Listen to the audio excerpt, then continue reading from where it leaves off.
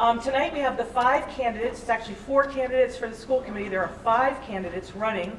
They're vying for 2 open seats for the Manchester seats on the Manchester-Essex Regional School Committee. Nadia Wetzler was unable to make it because she had a COVID event in her family. She did test negative, but out of an abundance of caution, she's not here. But in alphabetical order, we do have present here Eric Bradford, Kristen Mclaughlin, Lynn Mitchell, and Erica Spencer. Welcome, guys. Thank you for coming. Thanks. And thanks to everyone here who's coming as well. All right, so we're going to get started. Tonight's forum is going to be in 2 parts. The first part is going to be a moderated portion where we share questions ahead of time with all of the candidates so that they're prepared and they respect everybody's time with answers. But then hopefully we are going to, in a pretty efficient fashion, get to the portion where we're going to open it up to the audience and they can ask their questions of the candidates themselves. So let's get started with introductions. We'll start alphabetically. And what I'm hoping to do is ask you to each introduce yourself. And we'd love to know why you're running for Manchester-Essex Regional School Committee. And then as part of your intro, if you could, please share 2 or 3 of the main challenges that you see are facing the district and what solutions you think might address them. So we'll start with you, Eric. Thank you. My name is Eric Bradford. I grew up in Essex, Massachusetts, and moved to Vermont to go to the University of Vermont, moved to San Francisco, moved back to Vermont, and then moved here about 8 years ago. My son Adam is 13 years old. He's in 7th grade at the middle school here. My parents still live in Essex. They are not the Bradfords that are the parents of the other Bradfords who also live on our streets. It gets a little confusing, but Bill and Bonnie Bradford have been there for 50 some odd years. My brother still lives here in Beverly. He works for WEI. If you watch Red Sox games, you've probably seen him on TV or heard him talk about the Red Sox on the radio. So I've been a software architect for pretty much my entire career. I started out in California during the dot-com boom because that was happening and that's what everybody started to do, but I'd always been sort of a computer guy. After living out there for 9 years, I moved back here and I've primarily worked remotely, first up in Vermont, and now here I work for a firm in San Francisco. But my clients are all over the place. When I was in Burlington, I was named to the Burlington School Budget Task Force. I was in 2009 after I served on the Town City Budget Task Force the prior year. That was a 6-month journey that taught me a lot about school budgets. They have sort of a different take on things up there. It's a larger budget. They have a $53 million budget, and they have a lot more refugees and special education kids, so there's a slightly different focus. But that was a really good education in how school budgets works and the different dynamics between the schools and teachers and administrations and so forth. Here in Manchester, I was the den leader for my son's Cub Scout den for, I guess it was about 4.5 years. And that wrapped up a couple of years ago, which frees up some time to do this. My parents were both public school teachers. My dad was the athletic director up at North Yarmouth Academy when I was little. I actually lived in the NYA dorms for the first 2 years of my life. And then they moved to Essex in 1969. My dad taught in Beverly High School for 20-something years. And he was the director of the summer school up there for 19 years. He was also a coach of the men's golf team and the men's basketball team and the women's basketball team at various times. But he was the coach. He coached something pretty much every season during the entire time that he was there. My mother was also a teacher. She taught special education at Essex Elementary School for 21 years. My uncle was a headmaster up at Cardigan Mountain School in Canaan, New Hampshire for I think 25 years. My aunt also taught up there. So I grew up in a very education-heavy environment. I was telling somebody the other day, until I was about, 14. I didn't know that there were jobs other than teachers. My parents were teachers, all their friends were teachers, and I spent a lot of time with my dad at the summer school when he was running that, and that's kind of all I heard about all the time was unions, teachers, administration, students, so forth and so on. I think the profession that I have, software architect, really qualifies me for this position because rather than sort of taking a position and having to defend the position or coming up with reasons that that position is the correct one, I'm generally handed a problem and I have to solve the problem. And a lot of times I have constraints, external constraints, internal constraints, various factors, and I may end up with a solution that's not the one I would have preferred, but there are, the client's got a preference, there's some technology they use, there's all sorts of different things that factor into that. So my job is to come up with the right decision for that particular project. And I've been in a situation in a lot of cases where, if I make the wrong decision, somebody loses $10 million. And the focus is completely on doing the right thing for the client, doing the right thing for the project. And I think that's a similar situation to what we have here, where we're faced with problems. I may have a gut reaction to what I want to see happen, but that may not be the right solution for the community, for the school system at large. And I have to dig in this case, by talking to people, experts, parents, administration, and coming up with the right solution.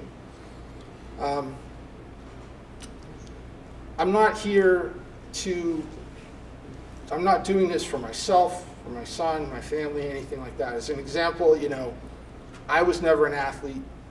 My son is never really going to be an athlete. He's had 2 open heart surgeries, so he's not going out to the football field anytime soon. But I saw my dad coach teams, and I saw the value of team sports. I saw kids go through all 4 years of high school with him, and how they developed in doing those team sports with him, and the value of that. So just as an example, I see the value of things like team sports, even though it has nothing to do with me, it has nothing to do with my family. I can sort of see the whole spectrum of what's good for everybody, for the community.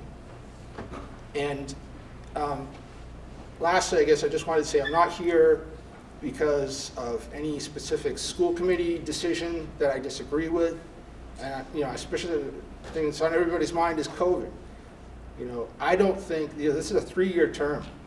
I would be very surprised if we had even a single vote that we have to take that has to do with COVID. Okay, we're not going back in a time machine and getting angry about what happened 2 years ago. It's pretty much over. Starting next year, there will probably not be votes related to COVID. That's not why I'm here.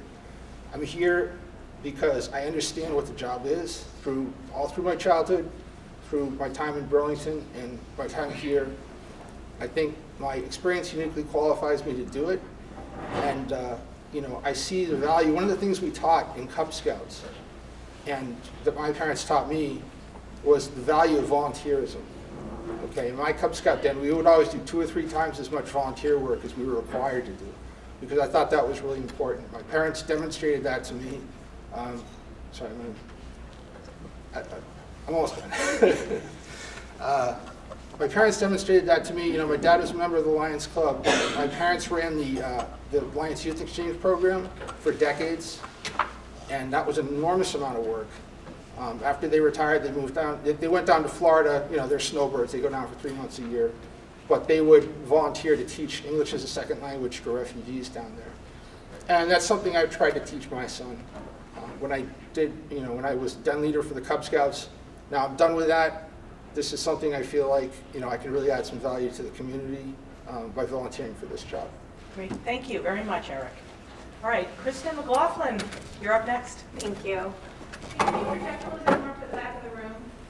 I'm pretty good at that. Thank you. Can you guys hear me? You are. Hi, I'm Kristen Mclaughlin. I decided to run for school committee because I love Manchester by the Sea. I love the district.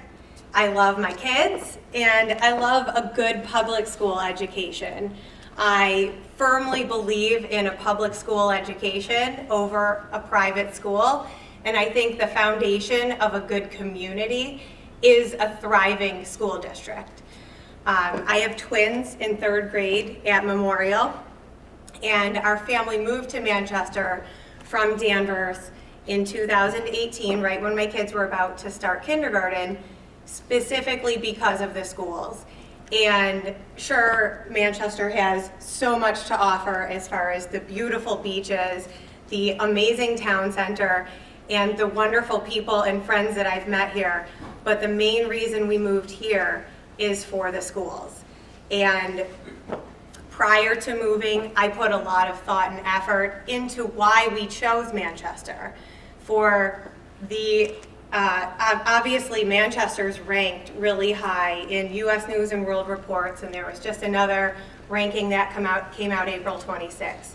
I think we're number 23rd again. So we repeatedly do well in those rankings, but I met with principals, I met with superintendents, and I met with people in other districts, multiple other public school districts, before we made a choice to move here. Small class sizes, the opportunity to learn a foreign language, especially in elementary school, a vibrant music, art, and performing arts program, and a significant amount of advanced placement programs in high school are not only critical in inspiring the intellectual and creative growth of children, but they also help to make a great community.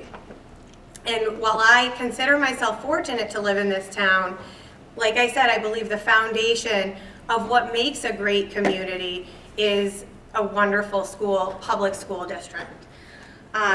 Some of you know about me. I'm licensed to practice law. I've worked in Florida, I'm licensed in New Hampshire, and I'm licensed in Massachusetts.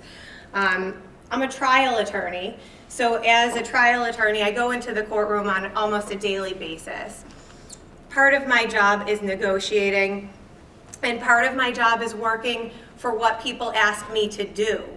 I work in a wide range of public forums. I always have to be calm. I always have to see both sides of an issue. I represent my client like I would represent our community on the school committee. But I also go before a judge, and I also work with the DA or the Commonwealth or the prosecutor, depending on the state I'm in, to work for a resolution that fits everyone. I'm aggressive, but I'm fair, and I understand where both sides are coming from, and I'm always able to stand up for my beliefs. And as the community, I would urge you to put your support in me, because I will have your back on the school committee. And if there's something, an issue that you want the school committee to address that's relevant and right for a school committee issue, I won't be afraid to address it or to raise it at a meeting. Overall, I believe trust, transparency, and really good communication are essential to a successful school committee and district. As a parent myself, with my children in the district, I do care very much about upholding our good standing and the integrity of our district. Over the past few years, I really think a phenomenal thing has happened in our community. A lot of parents have come together and shown a desire to participate in school committee meetings, with the continued focus always being on the education of their children. School committee meetings have seen higher standards and higher numbers in attendance than ever before, and parent engagement has increased during public comment. It was exciting to see parents speak with strength and confidence and express their opinions without fear, with the hope that their voices would be heard at those meetings. This inspired me to come forward as a candidate for school committee. In these new times, I really believe that parent representation is more important in our schools now more than ever. Parents need and deserve a say in our district with regard to how their children are being educated, what they're learning, and who is teaching it. And they should feel supported and encouraged to do so. Many emotionally charged social issues have made their way into education, and as I have said before, I support all children and all families and their right to choose what is best for their children, without judgment or criticism. Specifically, I believe it's a parent's choice about what and how a child is influenced by its school district, and a parent should have that knowledge ahead of time. As a school committee member, I would use a forthright approach to ensure accountability and transparency. Our key values in the district and the school committee would uphold them. My main goal is to focus on education, funding, and allow parent voices to be heard as much as possible. Our school committee is elected by the community, and that's you and me and our neighbors as a whole. And I'll listen and let all parents know that they're supported. Thank you. Thank you, Kristen. All right, Anna, you're next. They did not stick to 2 minutes. I will be, I'm gonna be short and sweet. Anna Lynn Mitchell, I would like to tell you why I'm running for the school committee, and hopefully I'll get your vote. Well, first of all, I do want to thank everybody for being here. It's great to see, so many people interested in our community, in our schools, and also the kids' education. I have 3 kids myself, so this is very important to me. Before I decided to run for the school committee, keep in mind that this is a lot more than what I anticipated with the whole process so far. But before I decided to run, I reached out to one of the school committee members, and I asked him exactly what are the roles and responsibility of the school committee, the roles and responsibility of the school administration.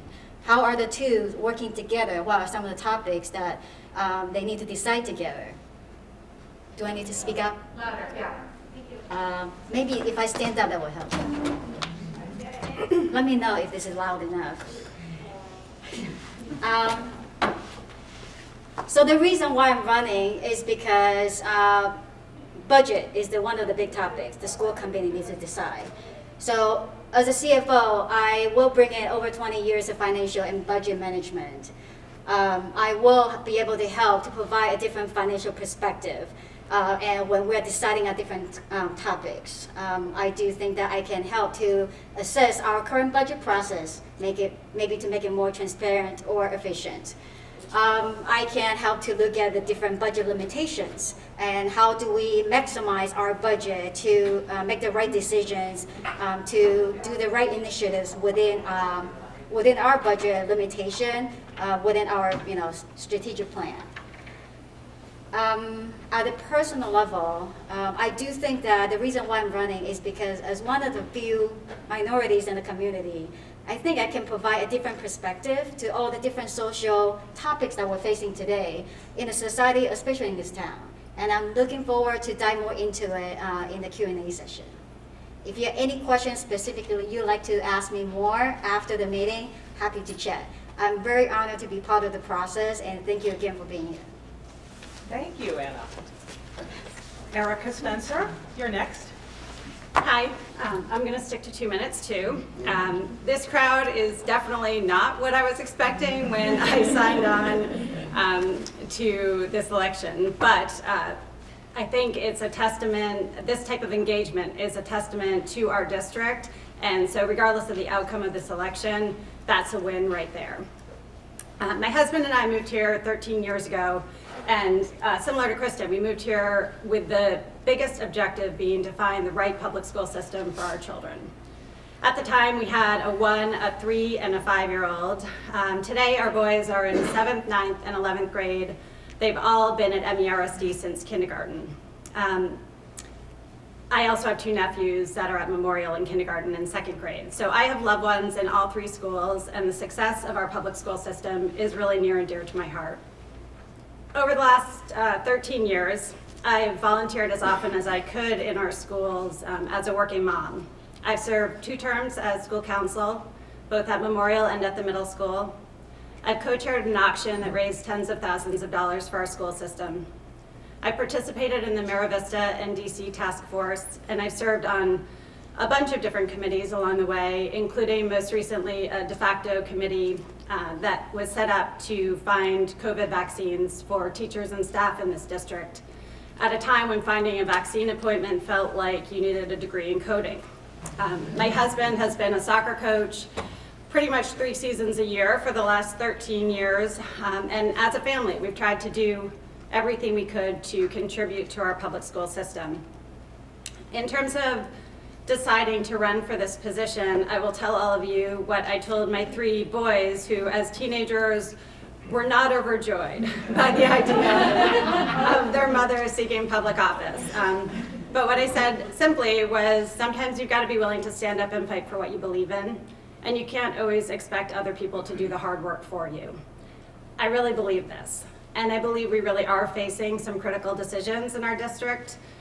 Erika, you asked us to address some of the challenges, and I think it's pretty obvious that aligning our budget with the educational goals of this district is going to be a challenge, as is the renegotiation of contracts that's coming up this year.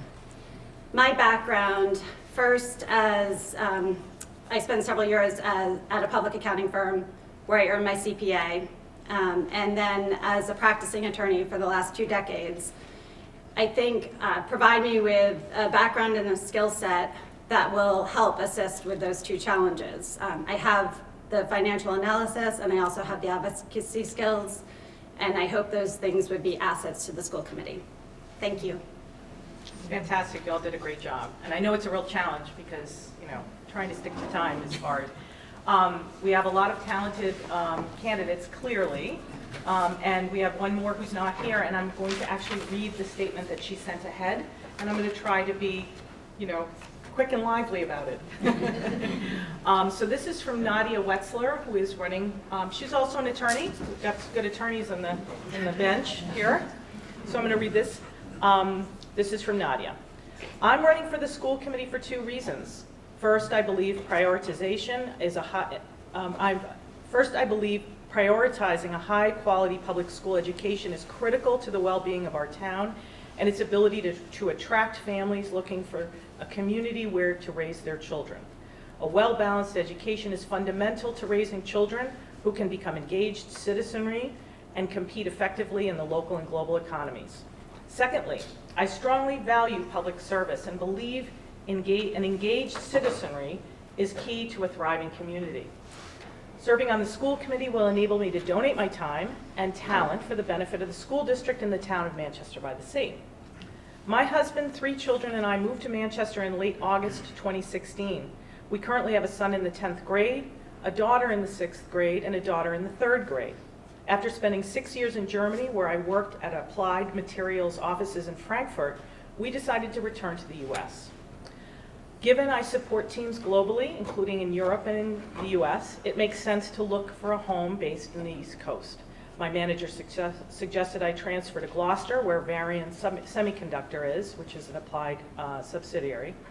I grew up mostly in Maryland suburbs and was not familiar at all with Cape Ann. We were looking for a family-friendly community and a high-quality public school system. Several people I reached out to strongly recommended Manchester. We moved into our home days before the school year started. We loved the small-town feel that our kids could walk and bike with friends or on their own out and slowly gain their independence. Over the past several years, we have largely been happy with the schools here. However, the Manchester-Essex Regional School District is facing major challenges. First, as described in the operating budget detail of the FY 2023 school district budget, instructional services are declining as a percentage of total spending due to staffing reductions needed to fund mandated spending growth in other areas. This means cutting teachers and programs critical to meeting the stated mission of the MERSC strategic plan overview of providing a high-quality, comprehensive educational experience. It means our children will lack opportunities offered by private schools and other school districts. Second, as evidenced by the challenges faced as a result of the COVID epidemic or pandemic, The school needs to evolve to meet changing times. Most days our son reports that 1 or 2 teachers are out sick, some as long as 10 days. No substitutes are provided, nor does the school appear to have any means or flexibility for hybrid or remote learning so that teachers can support students even when required to quarantine. I believe our school children deserve better. As a school committee member, I would look for other ways to ensure our schools are appropriately funded. This may mean exploring alternative public funds and/or opportunities for private funds. Our son's biotech class is possible thanks to the generous contribution of area businesses. And yes, this means considering a Proposition 2.5 override. In closing, some words on the plan, the vision of the graduate resonates with me, in particularly empathetic, global citizen, and critical thinker. I recently read an op-ed piece by Eboo Patel in the New York Times, where he stated that the job of schools is to provide a broader context for the facts of the world and pass along knowledge and skills so that students can navigate it. He noted that schools play an important role in shaping students to participate as citizens in a diverse democracy. I came of age when the Berlin Wall fell and the Soviet Union broke up into independent nation states. Internet was just starting to take off. The world has only grown more complex. There are jobs today that did not exist when I graduated from college. I'm certain my children will have opportunities I cannot even dream of today. Their ability to take advantage of such opportunities depends largely on the quality of their education. Thank you, Nadia. Okay, so here we are. We're well into our forum. So what I'd like to do is maybe switch up the format a little bit of the questions. So this is a surprise to you guys. I'm just trying to consolidate time. So I'm going to combine the first question and the second question. And that way we can spend time on it and then have one more question and then get right to you. So the first question focuses on 2 things: the role of the school committee, which is fundamentally about setting district policy. It's about approving budget and negotiating contracts and hiring and evaluating the superintendent of schools. Now this year, this is where the pivot is, this year this district borrowed heavily from reserves and made significant cuts to programs and teachers to deliver a budget that was approved by both towns. Each one of you in your ways, in your intro, referred to that. How would you approach the 2024 budget process, and how do you see your role in the district's budgeting planning? And also a bonus question, and this should be quick: do you support a Proposition 2.5 override next year? So let's start with Erica Spencer. Okay. I am still trying to follow. So you want me to address one and 2 at the same time, but really mostly 2. The budget, I think. Okay, yeah, we're skipping 1. I think here we go. The reason I did that actually is Yeah. because everyone knows that that's a central focal point for everybody. Sure. And I thought we should just get right into it and focus on that. Okay. So I apologize for mixing that Yeah, up. I'm just no trying problem. to I just wanted to figure out make if I was things more efficient. going to combine 1 in there. But yeah, so the budget, I think it's no surprise that this is probably the toughest challenge facing our district. In terms of how I would approach it, I guess the thing I can promise you is I'll approach it with a fresh set of eyes and with a background that has the benefit of financial analysis.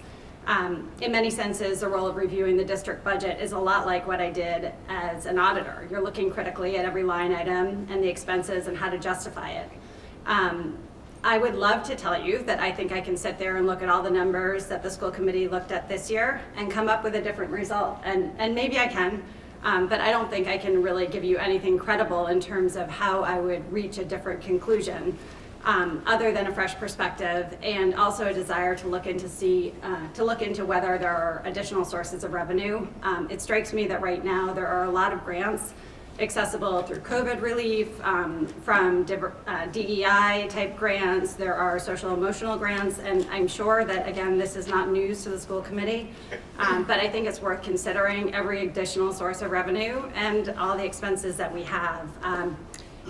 I guess it almost goes without saying that the cuts that were made this year are really significant. I make no mistake about it. It is a detriment to our students, and I'm going to try to confine myself to 2 minutes, so I'm not going to review all of them right now, but I will say that I think cutting a language program My kids and their peers had the benefit of a K-6 language program.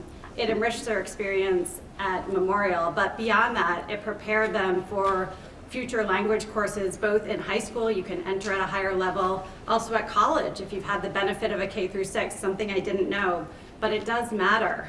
Beyond that, it matters toward cognitive development, and it matters to an appreciation of the diversity of different cultures and the global world that our kids are going to have to enter. So I could go on, and I could also talk to you about cutting teachers in the math department. I have a high schooler, I have 2 high schoolers, sorry. That happened quickly. And cutting a teacher in the math department right now is very surprising to me because the math experience at the high school this year has been super challenging. I say all this and I want to acknowledge that I do not think the school committee wanted to make these cuts. I don't think they looked at the budget and said, hey, this would be a great idea. I think they were faced with a really difficult situation, and we're not going to come out of it quickly. So you've asked us to address the override, and I don't think I can in good faith give you any specific answer on the override without looking at numbers. It would be irresponsible. The one thing I can tell you is that as a taxpayer, if you ask me whether I'd prefer a declining school system and the inevitable economic impact of that or a tax override, they both have economic consequences. We shouldn't forget that. So I guess that's where I come out on that. That's really good. Thank you for addressing all of that. Eric Bradford, how about you? I'm going to try to remember which parts got cut out and which parts were left. And I'll just sort of give sort of my general philosophy on this. You know, I told you I come from Burlington, Vermont. I don't want to throw Burlington, Vermont under the bus too much, but it's a very different situation up there. You know, they can't hear me? Yeah. I'll stand up.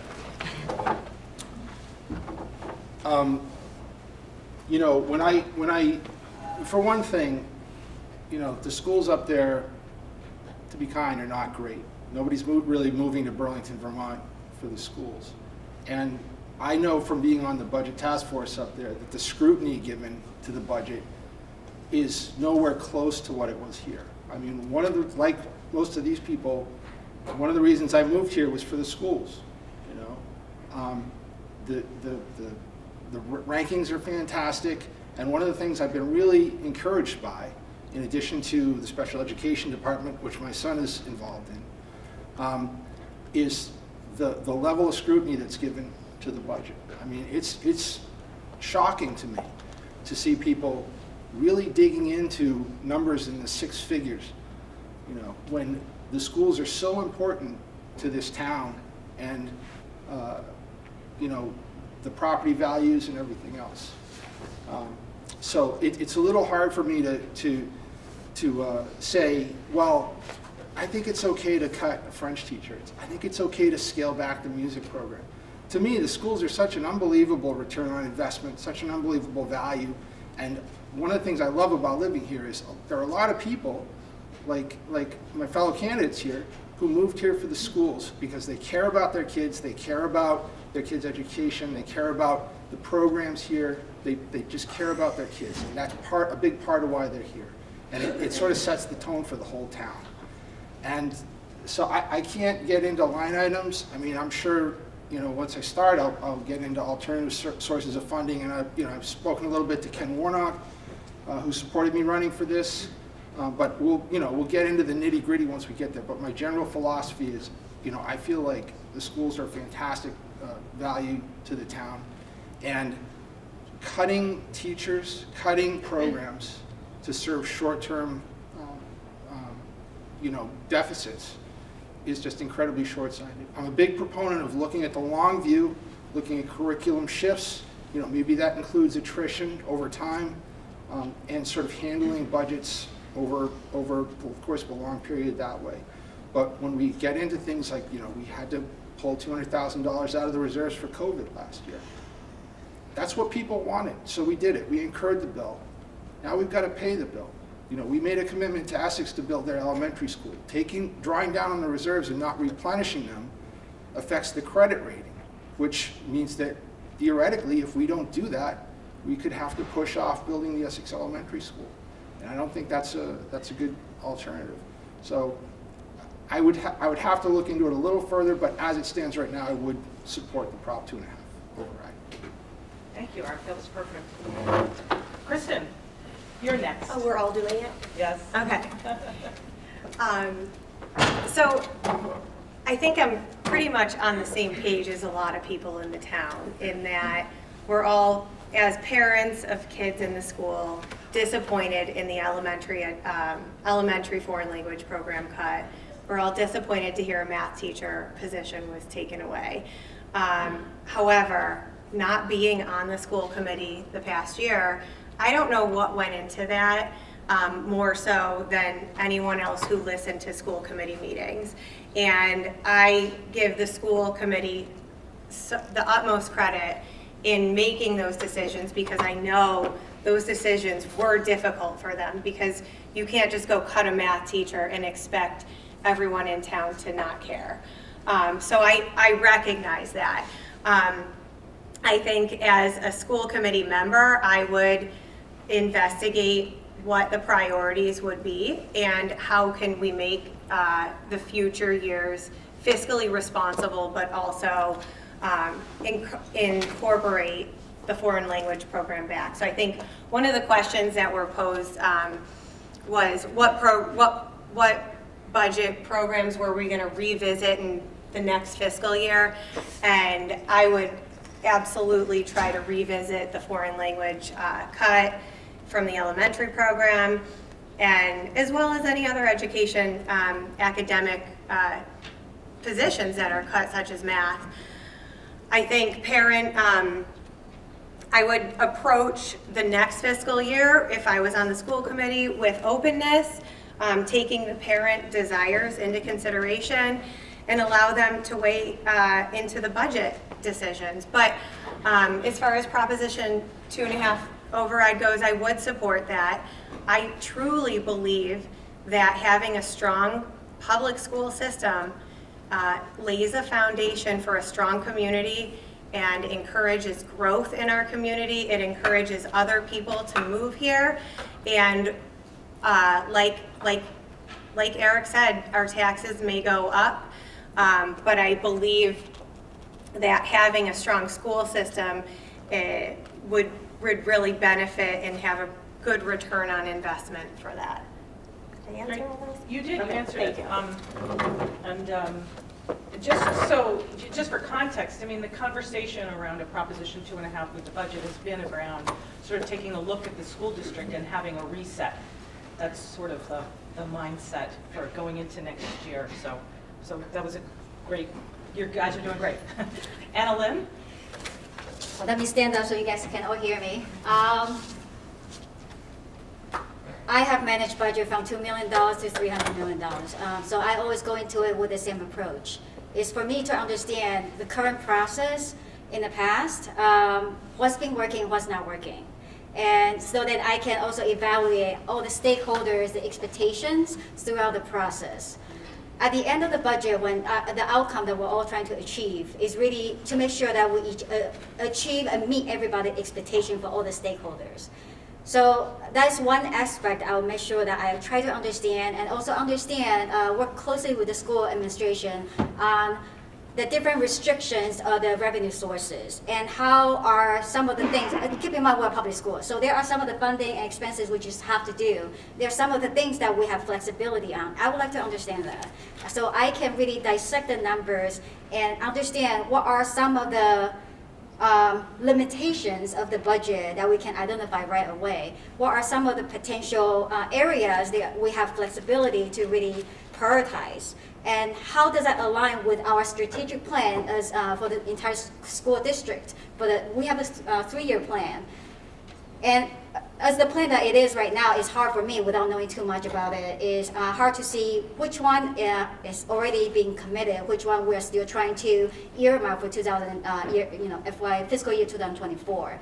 So I would like to understand not only the process in the past, but also what are some of the remaining expectations and also priorities that we have to do. So understand the full picture in the beginning would help us to really figure out the timeline of the budget. I think another part is the involvement of everybody that are interested. a lot of times I do think that communication is also key. I do think right now with a lot of debates that we have when it comes to budget, some of it is because the misinformation on the budget and also miscommunication on the budget. So I do think that as a CFO, I'm really good at communicating the budget narratives. So I will use my skill set to communicate that to the parents and to the community. So everybody understand what's in the budget so we can all be on the same page and help to bring the transparency to the entire budget process. Do I support the Proposition 2.5? I do think that I will need to understand the budget more, understand what are some of the give and takes that we have to do. One thing I do have to say is once we I came from an Asian culture. Academics is very important to me. That being said, I do think there are social aspect of things that we do have to raise the awareness to our children, and that's very important too. Such as DEI. DEI could be $5,000, could be $50,000. So it is very important for us to understand how much do we have to work with on the budget side. Then we can work with the school administration, with the parents, with the community to really understand what we need, what we want for our children. Hope that helps. Yeah, it does. That was really good, and thank you for being flexible to changing it up a little bit. Okay, so we're going to move on to the strategic plan. The school committee worked on a strategic plan last year. Can you share your thoughts on that plan? What would you prioritize? Are there specific changes you'd like to see? And then also a bonus question I'd like to ask is, are there any existing school policies, because it's related to the strategic plan, that you think should be revisited or reintroduced? So that's just a sort of a bonus question for you. So let's start with you, Kristen Mclaughlin. Thank you. So I read the strategic plan. We've heard the strategic plan at school committee meetings, and I think the school committee put so much effort into incorporating so many different core values and elements into the plan. I think the question was, what would I prioritize? And I think for me, student achievement is the hands down priority in our strategic plan, and it should be the priority for our students. The school should not only have academics as its number one, but then also within the strategic plan, you promote kindness, you promote respect, you promote equity, and you use all of the resources in the community to get to those values that we all have. I think as a community, we all share the same values, and we all care about our kids, we all care about our families, and every parent does the best they can to raise a good child. So I think the strategic plan as a whole incorporates academics, but it also incorporates having everyone come together as a community to achieve those goals. Was there a second part of that question? Well, the only, I mean, it was sort of a bonus which said, you know, are there any existing school policy that you think should be revisited or introduced? And if not, then that's okay. No, not off the top of my head. I don't have an answer for that right now. Okay, thanks. No, that's great. Eric. I hope you can hear me. My brother's a lot better at this than I am. I don't have my radio voice, so I'm going to do my best. You're doing great. Thank you. So I think the strategic plan is fantastic. I think it checks all the boxes. Social emotional learning, equity, inclusion, all these things. The one issue I have with it is that it is largely aspirational. It talks about what we would like to do. It doesn't really provide, in most cases, concrete steps for accomplishing those goals, or metrics for determining that we've accomplished the goals. So I think, you know, one of the ways we can do that, I'm going to echo a little bit of what Lynn said, is we need to communicate with the community to see how things are going along these lines, to determine whether, you know, we're hewing to what we set out to do with the strategic plan. And more importantly, we need to speak to the students. And I know, you know, the school committee, I watched several of the meetings, and they have one student that comes on and says, here's what the students think. And he says what the students think. And I think there needs to be a lot more than that. And somebody reached out to us recently and asked about LGBTQ issues. And I just want to read what I responded, because I tried to freestyle this with somebody the other day and I dropped important parts. So I'm just going to read it. I strongly feel that a deeply held, fundamental rejection of racism, misogyny, homophobia, transphobia, xenophobia, and any other type of intolerance is, to an increasing degree with each passing year, table stakes for graduates heading out to make their way in the world. To the extent that schools are charged with preparing students to be empathetic global citizens that are well suited to the variety of experiences that life will bring them, I believe that it's critical that schools do all they can to ensure that students shun these types of biases as a core component of who they are. It's an unfortunate fact that communities that have little diversity can be a breeding ground for prejudice. I experienced this when I was growing up in Essex, unfortunately. But I've been encouraged that my son, who's in 7th grade, tells me that he's never heard or witnessed an incident, insult, or comment that has arisen from any fear or hatred of anyone because of their racial, sexual, or cultural differences. But this is purely anecdotal and doesn't necessarily indicate the lack of a problem. So as a school committee member, I want to push for extensive communication with the student body at all levels, anonymously where appropriate, to determine what work still needs to be done.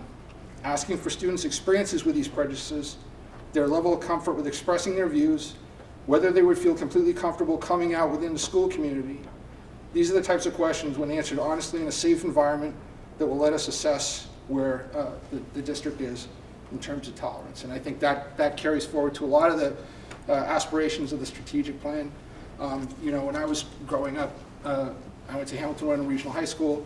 There were kids who were dear friends of mine who didn't feel that they could come out of the closet until they were much older, and that is just heartbreaking. And I think as long as if that situation exists here, if every kid can't answer honestly that they would feel comfortable coming out, this is just part of the strategic plan, then there's still work to do. And I think you can carry that forward to a lot of the aspects of the strategic plan.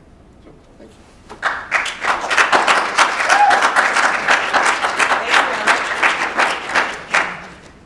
Erika Spencer. Okay, so I just wanted to say that the strategic plan, for those who may not have leafed through it recently, it's 4 different initiatives, which encompasses 21 different objectives. So we're talking about a really comprehensive document, which I agree with what Eric said. It's really impressive. I think the biggest challenge also, I think Eric mentioned, is the devil's in the details, right? 21 objectives is a lot for anyone to carry out, and we do need to really think about implementation and prioritization. When I looked at this, a couple of things jumped out at me, and again, there's 21, so there's a lot of important stuff in here, and when I used my 2 minutes, which is now down to 1 minute and 10 seconds, I'm not going to touch on all priorities, so please don't assume that these are the only things that matter. But one of the initiatives is with respect to long-term budgetary planning, and I would really encourage the school committee to look at that more comprehensively in terms of the whole child. We need to be mindful of both athletics and the arts when it comes to our budget. I think anybody who walked by the fields tonight and maybe noticed the work that's being done out there, the piecemeal project to put together the turf fields to make them safe for play, is just one sign of what's been an ongoing problem and a real need to invest in our field space, invest in athletics, and it's similar with the arts. So we need to find a way to incorporate those into our budget, even though we're dealing with really limited resources. Another thing I think is important, one of the strategic initiatives relates to social emotional awareness, and I think no matter where you come out on that issue, we all have to be aware of the fact that mental health issues right now are staggering. Students across America, and our district is no exception, children, adolescents are facing a real mental health crisis. So we should be prioritizing making sure that we have the right social and emotional tools to teach our children to meet the challenges that they're confronting. So those are 2 that I wanted to use my time to address, but there are many others. That was excellent. Thank you. Anna Lynn? So I might be approaching the strategic plan from a more technical aspect. So this is a great plan over 3 years. So I would have liked to see it tweak a little bit to clearly identify which one is happening, which one are the priority for whatever fiscal year. Another thing is important for strategic plan, the entire plan to carry through, is to make sure that we understand what is the accountability, how is it measured? Is it tied to the principal or whoever the teacher's performance reviews? And what is the progress for every single one? That's something I would like to understand before, to tell you the truth, everything, like you mentioned, there's so many things on the strategic plan, every single one is very important. And it's important for us to find the right balance. Not only we focus on the academic, but also the social aspect of the things, the DEI and everything else that everybody talk about here. But it's that right balance that we have to find, and most importantly, what I'm excited about is to dive right into the budget and help everybody to understand what we are working with, so we can start prioritizing what's important to the community. That was great. I want to thank you all for moving along with us. I mean, it's clear that there's a lot of issues. They're wide-ranging, they're complicated. You can't address them all in one forum. So we tried to get in with the strategic plan and then the money. So those were the two things. We ended up dropping a question. I really appreciate it. Everyone, you guys did a great job, and I do think we should sort of acknowledge it.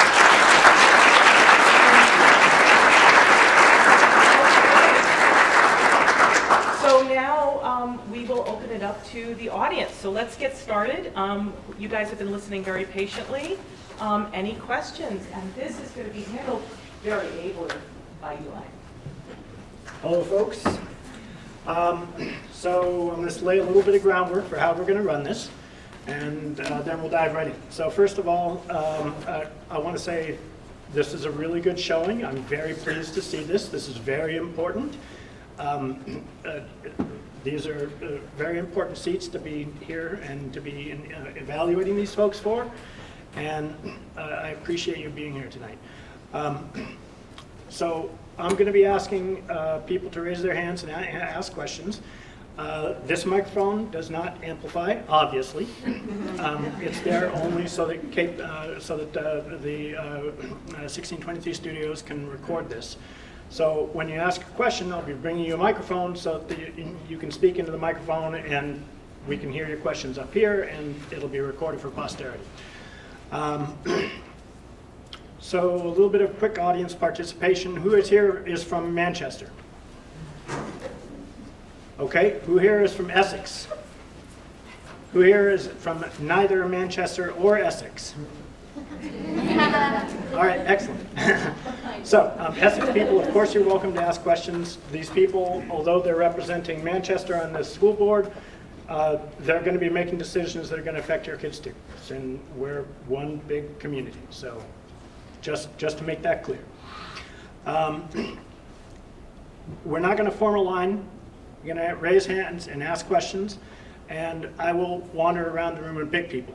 If you have a question that's for all of the board candidates, then I will randomly pick from the people to speak first. Limit people to about 2 minutes. If you can be briefer, please do. As much as possible, be direct and specific with your answers, and we'll just try and move things along.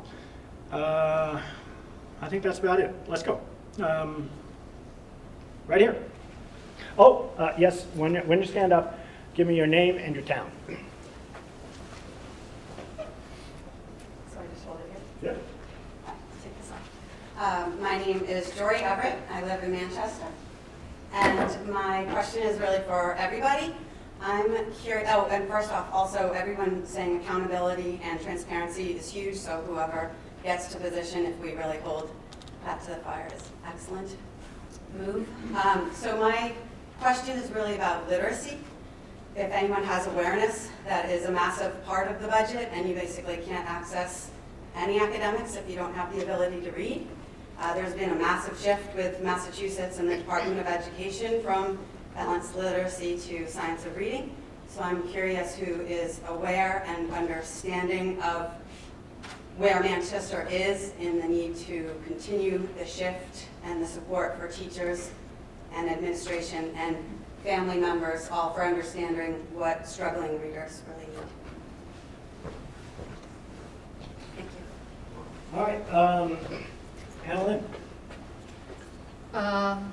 I'm not familiar with the topics I have to say, but I think what I would probably do first is to work with the school administration to understand exactly what's the issue. What are some of the state and federal regulations and guidelines that we are following? What are some of the flexibility that we can do more for our children?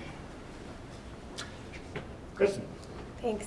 I would say I'm not familiar with how I could help or how I could, as a school committee member, do something more.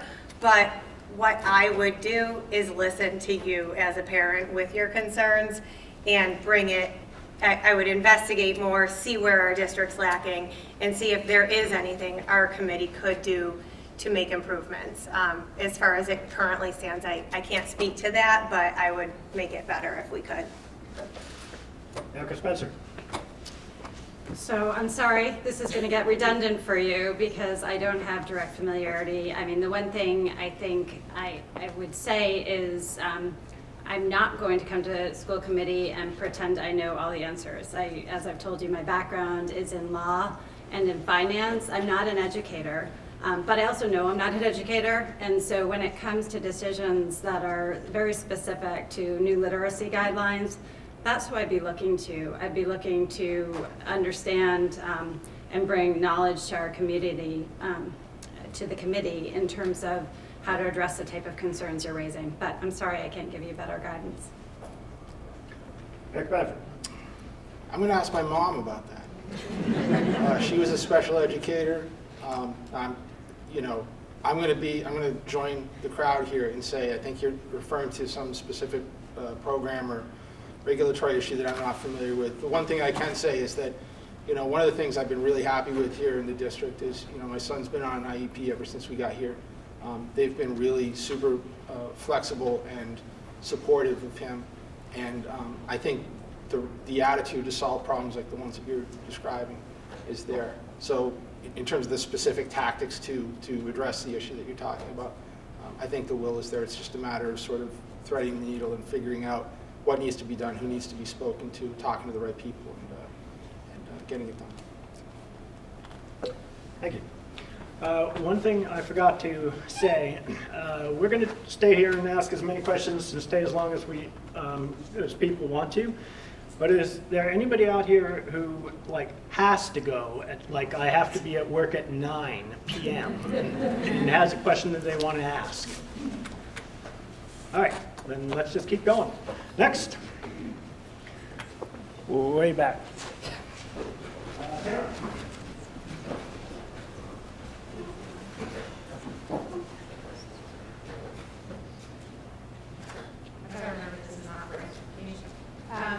So first I just want to make a point of clarification, if I can direct it to a school committee member or Pam.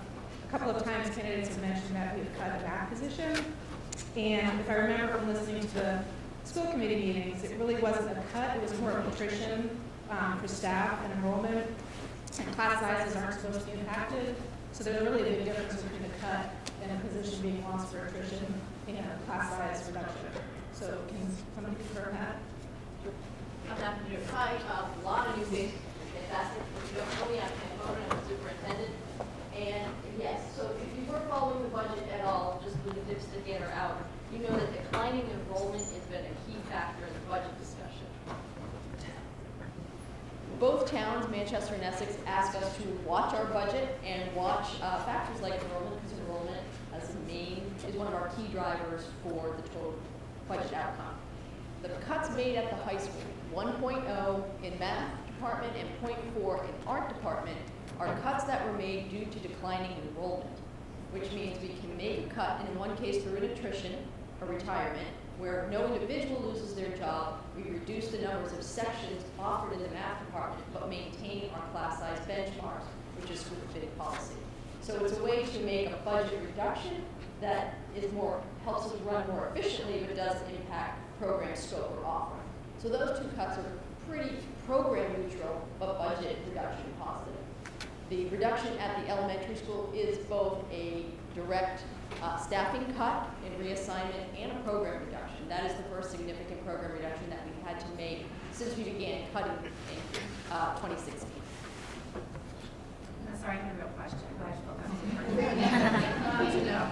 that's this is directed to anybody that you'd like to choose. So budget's been talked about a lot tonight. And serving on the school committee, you need to work with town boards, not only in Manchester, but also Essex. Those boards being FinCom and Board of Selectmen. How do you see your role in the school committee building a consensus with those boards by also staying true to the school role of advocating for the best academic experience for our kids? Dr. Spencer first. Well, thank you for the point of clarification, Pam. With kids in the high school, I'm glad to know that there hasn't actually been a position, well, it has been eliminated, but we haven't lost a math teacher. Did I get that right? You've lost a position. We've lost a You position. haven't lost any course offerings or class Excellent. size benchmarking by each section. So same exact program of studies as last year. So that's great to Just know. deliver it with fewer people. Okay. I'm going to also hope we deliver it with fewer loss of teachers over the course of the year, but that's a different topic. We had a difficult year at the high school in the math department, but I will move on to Caroline's question, which I believe was how I see my role in working with different committees. I guess the best thing I can tell you is that I wouldn't be running for this position if I didn't really enjoy working with people. I'm a team player. I have always worked professionally as part of a team, and I think I am able to advocate for a position while also being respectful and mindful of varying opinions. I think that my professional background has given me a skill set to help arrive at consensus, and to look at problems creatively. So I think that's how I would approach those positions, and working with different members of the community and different groups. Did that answer it? Ellen. To address your the math teacher cut earlier, to my question earlier about the communication on the budget narratives. I was very surprised too. So I actually scheduled an appointment with Pam last week to understand a little bit about all the different topics that we're talking about. And I was surprised as well that wasn't a cut. So I do think communication on the budget is very important. I work on the many different board committees and board meetings and whatnot. So how I approach is really about managing the different personalities and understanding everybody's priorities and what they want, and having a mutual understanding and listening to exactly what their not the personal agenda per se, but like everybody have what they are. The outcome they're trying to achieve, and the key is to align this together and then try to align everything with the budget as well. So we all come with a mutual understanding at the end. That's how I approach it. Dr. Bradford. I think part of the question had to do with sort of a Manchester versus Essex thing. I grew up in Essex. My parents are in Essex. I love Essex. I came that close to moving to Essex when we came here. So I don't feel any sort of hometown bias one way or the other. I don't think that's going to be an issue. I know each of the boards you mentioned have slightly different focuses. What those focuses are, I think, is partly a product of their charge and partly a product of the individuals on those boards. So I think one of the first things, and I've heard a little bit about this, it hasn't really been relevant to some of the things we've been talking about, but sort of what the sort of varying interests are. I think from my perspective, we're advocating for the schools. That doesn't mean that we're going to say run the taxes up and it's just a big battle. I've come from a perspective where I pay a lot of property taxes up in Burlington, Vermont. I'm on that side as well. But to answer the question, I think it's really going to come down to understanding what the varying interests are and what our role is, and trying to navigate that whole issue. Kristen Mclaughlin. Thanks. I think in my career on a daily basis, I'm constantly working with conflicting viewpoints in one form or another, whether I'm representing my client with opposing counsel wanting something different than what we want, negotiating and constantly working together to reach some type of common ground is something I do on a daily basis. in my career. But in addition, I've been on the Children's Law Center of Massachusetts board. I was on the board of directors for that, starting in 2010 for about 10 years. On that board, we did work with other, we worked with funding issues, budgeting issues, and other issues on ways we could help the children on that committee. So with regard to that, or working with other boards in other towns, it's just the same as working, and I can't say it's just the same because I haven't done it before, but I would presuppose that we could work together to find common ground and to get everyone's opinions heard, and to continue representing what we're here for, which is the kids in our community and in our school district, and have them always be first and foremost represented. Thanks.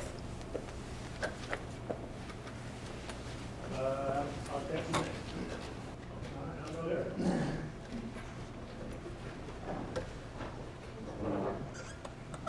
Hi, I'm Lindsay Banks. I'm from Manchester. And I want to thank the organizers of this forum, and also for the candidates. I want to thank you for putting your hat in the ring for public service. So my question is for all four of you. Do you support the district's anti-racism resolution that was passed in 2020? And if you could be specific as to why or why not you support the resolution. And the resolution reads in part, the Manchester-Essex Regional School District and all the school districts in the Commonwealth must guarantee that racist practices are eradicated and diversity, equity, and inclusion is embedded and practiced for our students, families, faculty, and staff. Thank you. And Lynn, go first.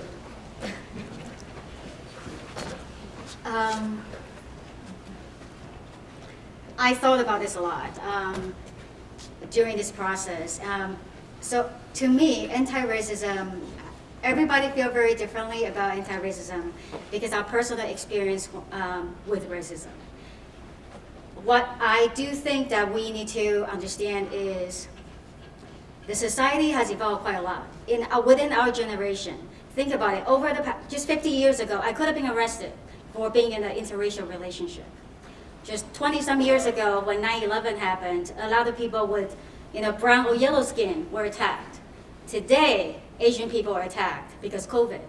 So, my understanding with racism, it impacts how I view anti-racism, and it's also very different from everybody's view. My kids are going to have different view. Not only they have to figure out what that means to them, internally they got to figure out what that means to themselves because they're biracial. My point is, my view on anti-racism is the same with how I view many different social topics, bullying, gender identity and whatnot. I do think that we just need to be mindful that everybody is different. The society is evolving. We need to respect the differences and understand and recognize the differences. Our children grew up in this nice, beautiful bubble that we live in. We do need to introduce the awareness and the different, what's happening in the society to them in an early age. The material that we introduce has to be age appropriate, in my opinion. My 6-year-old daughter, she still wants to marry her brother. So at that age, introducing the gender identity issue, in my opinion, is probably too early. But my 12-year-old, who is going through puberty, has a girlfriend, 100%. He needs to understand completely what it means to everybody, to themselves, and to the society. So I do think that it depends on the age. We do need to introduce the topic, and then also the material has to be right. But I do think it's important to introduce it. To me, it's not just about the school curriculum, because you can't learn anything in the textbook. My kids are not going to learn about what it means to be biracial. I need to teach that myself, through our daily conversation interaction. So I do think that everything that we are seeing and we're trying to teach our children is about the collaboration with the school administration, the teachers, and the parents. We have to set the example, we have to set the role model, we have to reinforce whatever we want our children to learn at home as well. That's my belief. Kristen Mclaughlin. Thanks. So as a school committee member, I'm not sure that my vote would necessarily be going towards something in that committee that you addressed or that you referenced, or the initiative you referenced. But what I can say is that the MERSC strategic plan overview does have a strategic initiative for what we all phrase the DEI, the diversity, equity, and inclusion. And DEI is what we have all, well, what we hope to all be teaching our children: kindness, respect, including everyone, and loving everyone. And it's always been a part of our lives, and DEI is what we hope that everyone teaches their kids. So just like, and to go one step further, just like math, you don't teach calculus to a first grader. I think with regard to the gender identity issues that have been brought up, you don't teach certain gender identity issues to a first grader either. So I do believe that those issues are appropriate and ripe. And of course, now in 2022, things are a lot different than when I was in grade school. So I recognize that and I appreciate that, and our district also does. But I also think that parents should have a voice. Parents should understand what their kids are going to be taught before it's brought up in school. I think parents should know what it is, when it's going to be taught, and how it's going to be incorporated into the school day. And if parents want to know, parents deserve a right to know, they have a right to know that, because when their first grader comes home asking questions, they should know what their kid was taught that day, or how it was brought up, and how they can adequately respond to their child. And if a book is going to be read, maybe that parent wants to read the book first before their kid goes to school that day.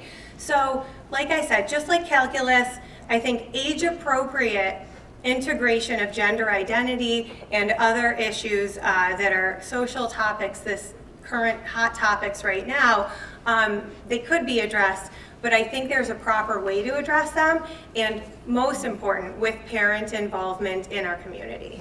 Thanks. Bradford. So I think when I read my piece earlier, I think that was the email I was responding to. So I think Lindsay, right? So I've sort of answered the question. I think specifically she was asking about racism. I just want to repeat, regardless of how you feel about racism, I think, I grew up, learning that racism was wrong. All my circle knew that racism was wrong. All my friends now know that racism is wrong. The reality is, in some parts of this country, they're trying to stop kids from knowing about racism in our history, stop kids from knowing about racism in this country right now. It still exists now. And I think it has to be a core part of the school's mission to let kids know that that's not going to be acceptable. The reality is when they go out into the world, I can speak for the tech industry, I can't speak for all industries, but I have a lot of clients in other industries. My clients have been in all different parts of the country. I can tell you for the last 25 years, everybody I've worked with, every company I've worked with as a client or an employee, if you have a racist bone in your body, the world's going to take a baseball bat to your head. It's not going to be acceptable. And I think just from that perspective, the school needs to be, just be a bulwark against any of this creeping, well, let's not let the kids know about this. We have to let the kids know about it. We have to make sure that they're not, that they understand at a very deep level that, racism is wrong. Erika Spencer. Thank you. So, Lindsay, to answer, I think, at least part of your question, do I support our school committing to anti-racism? Yes, I do. I think our role in this school is to prepare, not our role as a school committee, but our role as a district is to prepare our students for a future that will inevitably be far more diverse than the community that they are growing up in. And it's going to look very different. And diversity and inclusion is a priority at every single college these students apply to. It is a priority at almost every business these students will someday look at. So yeah, is that part of our role in the school? Absolutely. We're getting into a lot of really complex issues of when and if certain subjects are covered. I think the best way I can address them is to say, I think we really need to trust our educators. I agree that parents deserve a voice in the process, but I'm not sure I see exactly the mechanism that's being proposed. I don't think that it would be reasonable to suggest that every single book in our library is approved by every parent. I think we are going to hire good, educated librarians that make thorough and comprehensive choices about age-appropriate books. And those books will and should reflect the diversity of the world around us. In terms of the timing of certain topics, of sensitive topics, and when they're introduced in a classroom, I'm not going to tell you I know the answers to that. I don't. But I do believe that we are hiring people that will, and that this topic is being given a lot of consideration. So that's, I think the best I can say is that we should be committing to promoting the discussion of diversity, because our kids need that going forward into a global world.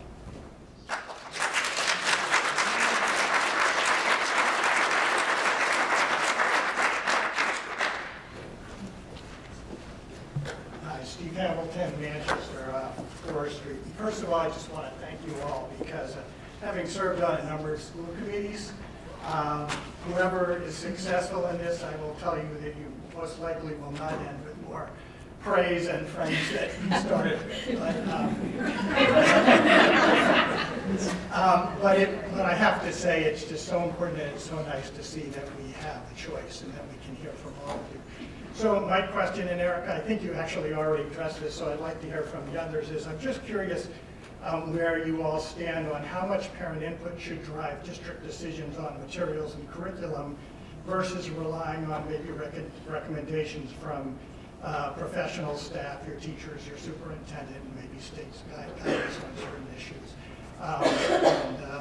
Thanks. And Lynn. And by the way, I'm sorry, I've just made this presumption that that's how you prefer to be addressed. That's fine. Okay.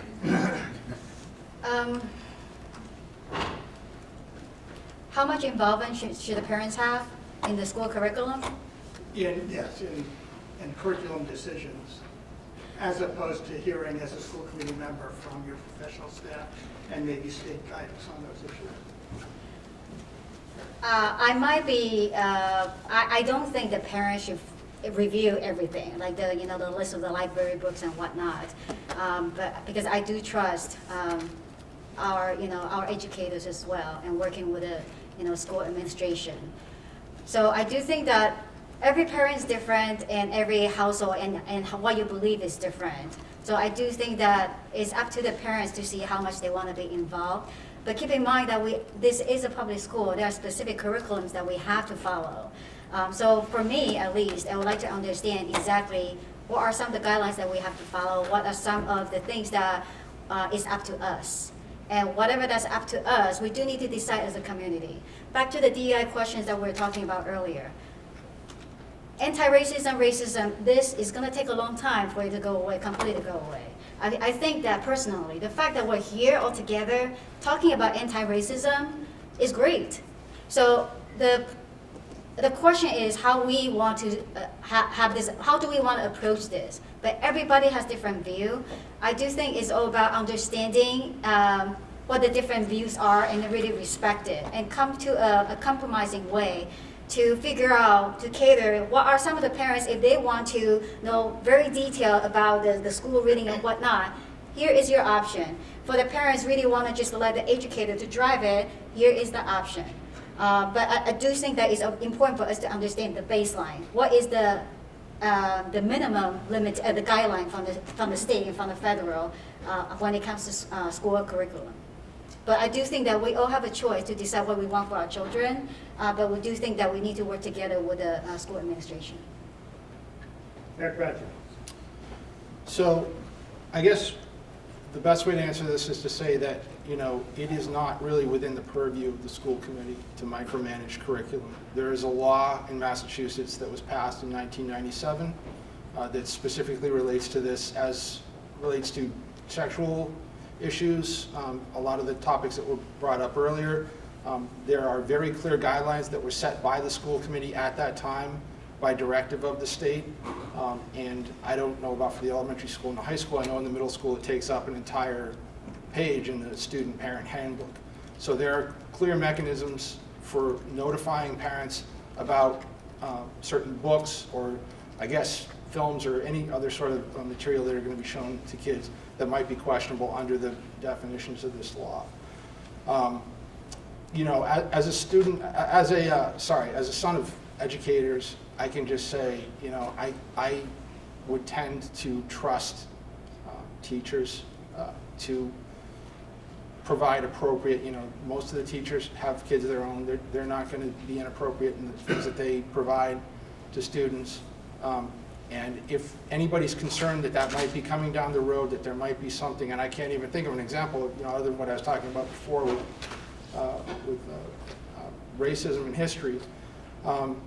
You know, I've found the teachers here to be very open and communicative. I mean, if you feel like your son or daughter is going into a history class where they might be offered some curriculum that would be counter to your beliefs, I'm sure the teachers, if you email them, will tell you what they're going to be seeing, and you could have a discussion about that with them. But that's not part of what the school committee does outside of setting that policy back in 1997. Kristen Mclaughlin. Thank you.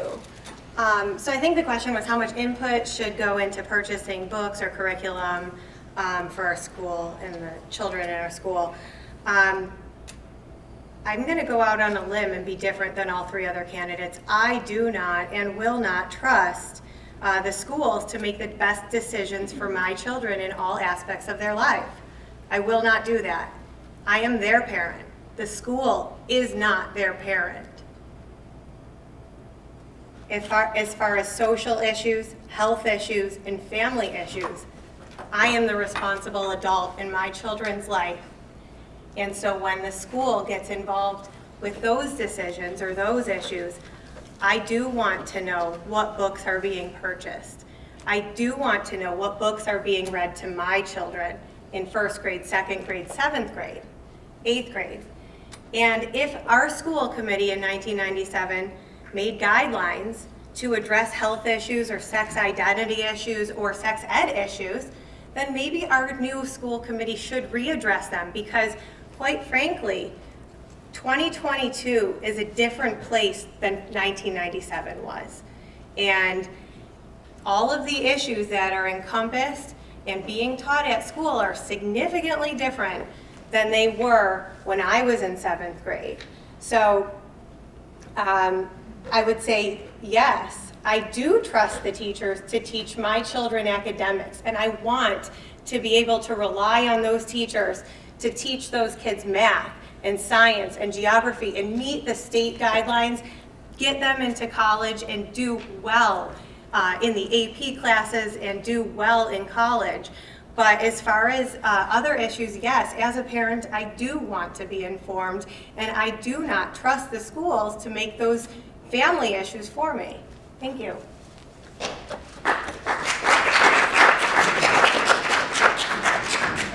Erica Spencer, although I think there's some different aspects to this question, so if you want to expand on any of your previous answers, I'll give you the opportunity. I'm sorry. I'm sorry. I think I did address You're happy with your previous that. answers? Yes. Nothing to add. Thank you. Nothing Okay. to add at this time. I'm going to go over here now.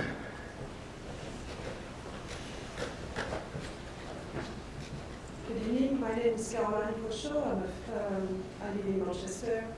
I'm wearing two hats today. I'm a French teacher here in high school and middle school, and I'm also mother of the 4th grade at Memorial. And I have to say that, you know, I've been working here, I'm new to the city and to the district, and I see a lot of dedicated teachers who work here every day and really care for your kids in terms of academic, social, emotional, I mean, everything. So, you know, I think we have a very good team here. And that's why also I moved to Manchester, and so far I do not regret my decisions. However, I'm very disappointed about one thing that the district provides, is the food. And yeah, so I'm French, I have to talk about food. So I come from a country where we have a 4 have for lunch, 45 minutes sitting and 45 minutes where we can have a recess.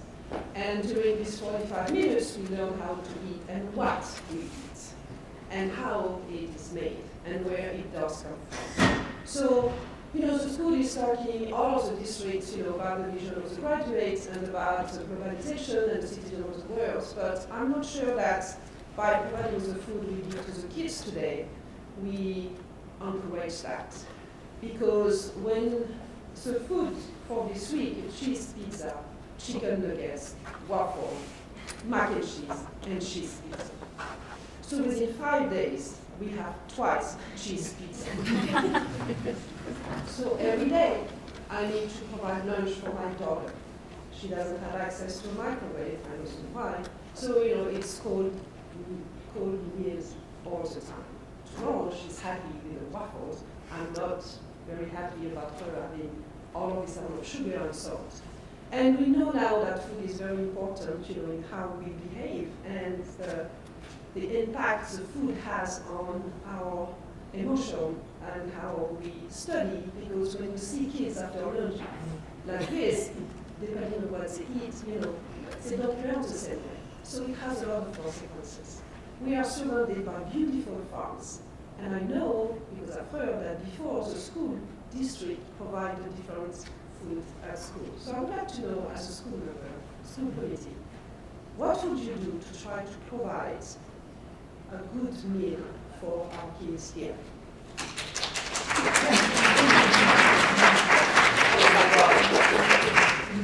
This is near and dear to my heart.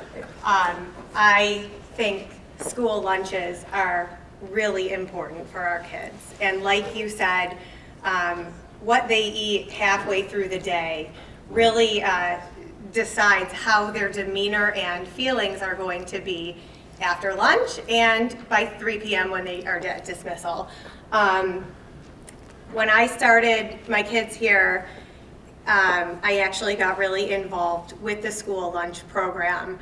I emailed and met with Avi Urbis, who is the finance guy in the high school or the superintendent offices, and I know he's also involved in the school committee meetings, but I was involved with him. I actually just pulled up a few emails that I went to him back in May, as early as May of 2019, when my kids were, I believe, in kindergarten.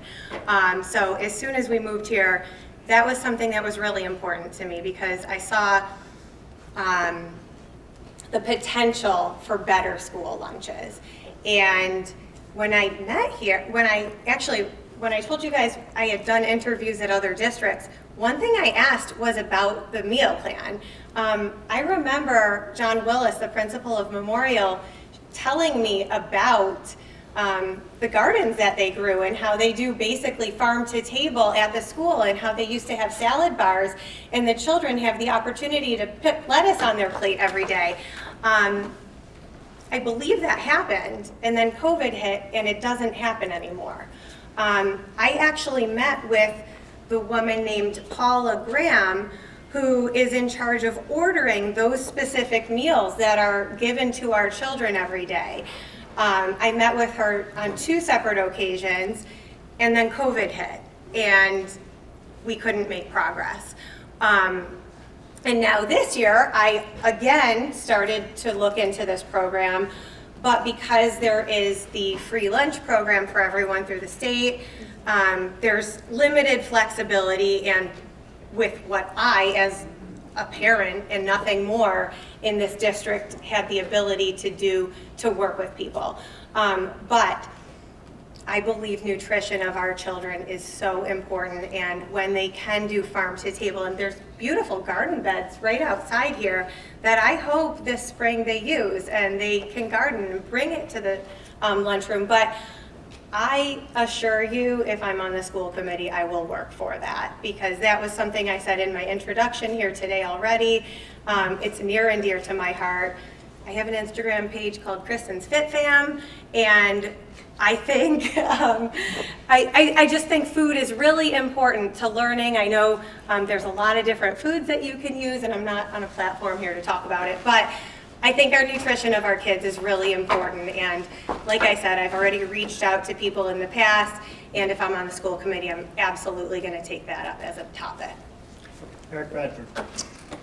Yeah, it's interesting, you know, when my son was a toddler and we met with our pediatrician about this, he actually held out the French as the model of, you know, how we should teach our kids to eat.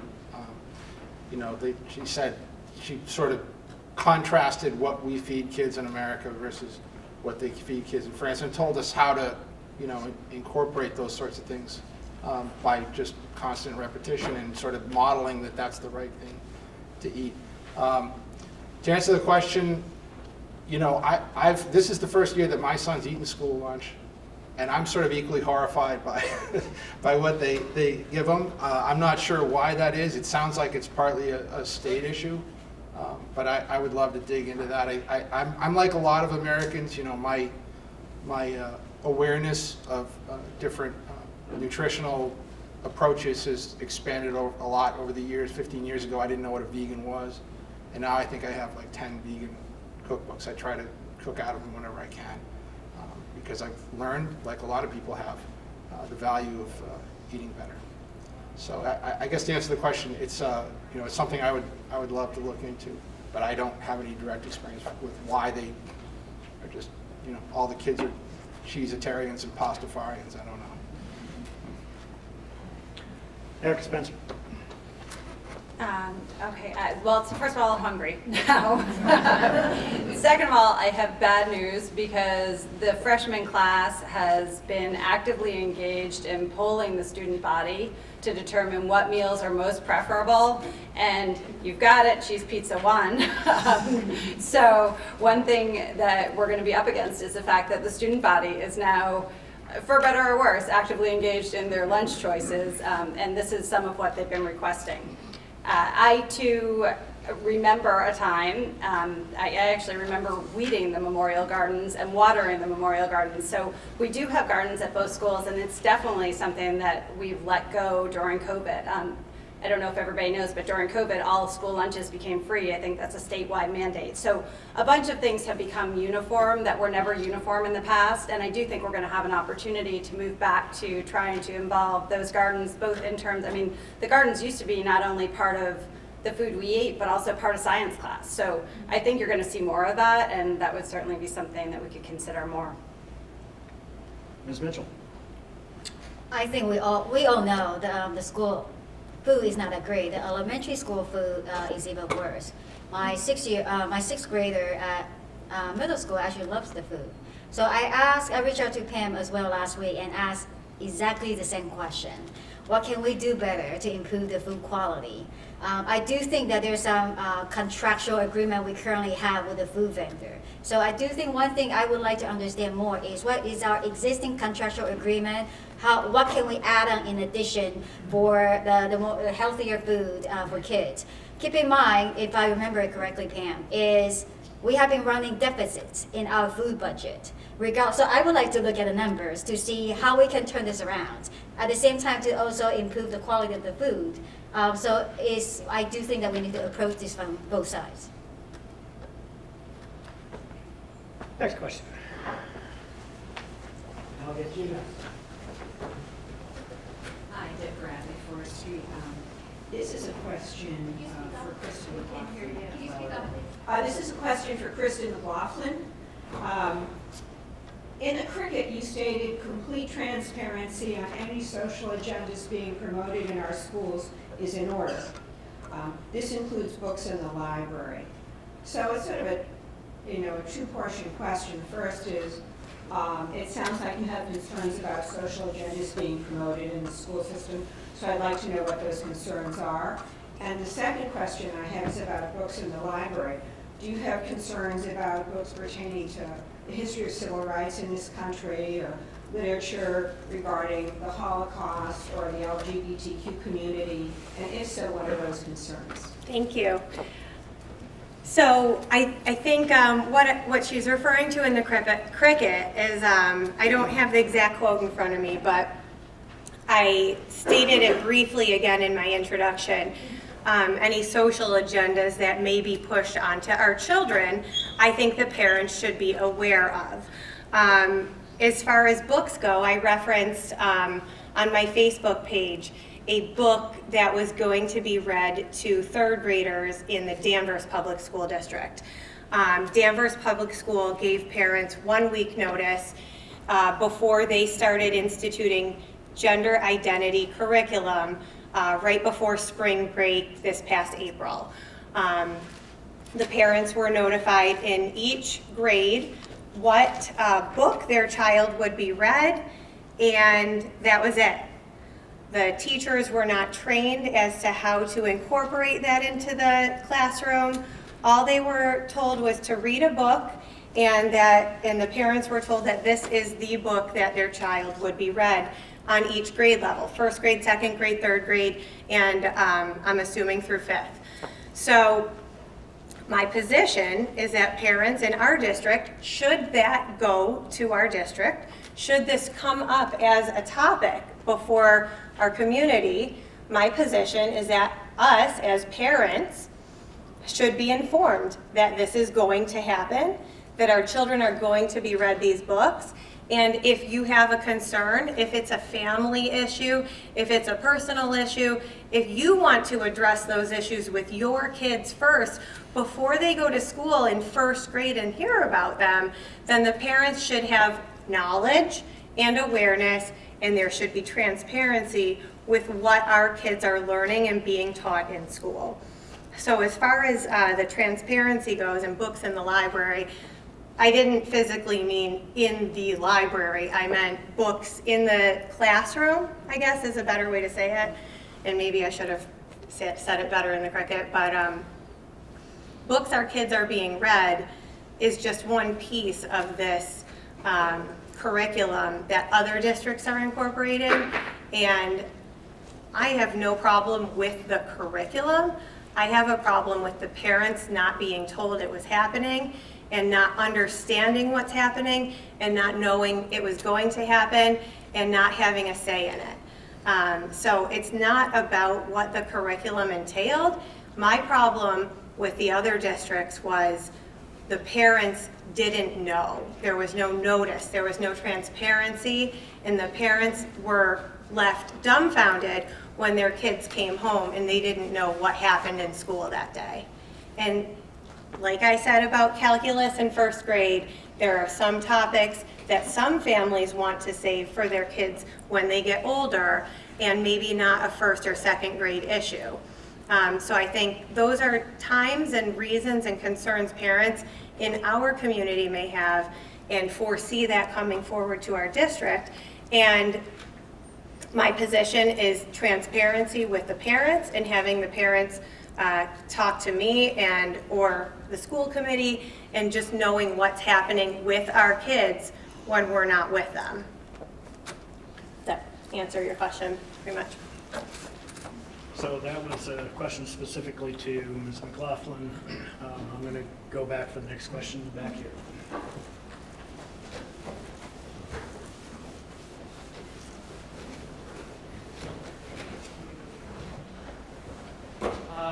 Hi, my name is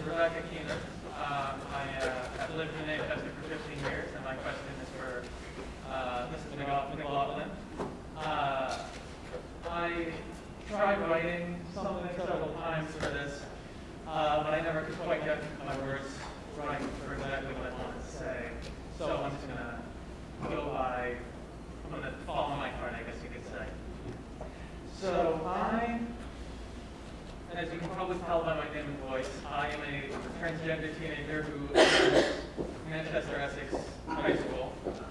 And I have many other friends who are genderqueer or trans. And hearing about what you have said on social media and reply has made some of us feel uncomfortable in our own community. But I don't want to spark a debate. I know this is Q&A, and I don't want to make this about me because it's about the community. So I'm going to try to keep this short and say something succinct, or ask something succinct, rather. So I have known since before I was in first grade that I am trans. And it's not calculus. It is something I've known forever. And because even though I was raised in a progressive family by loving parents, who are very accepting and kind, I felt unsafe to come out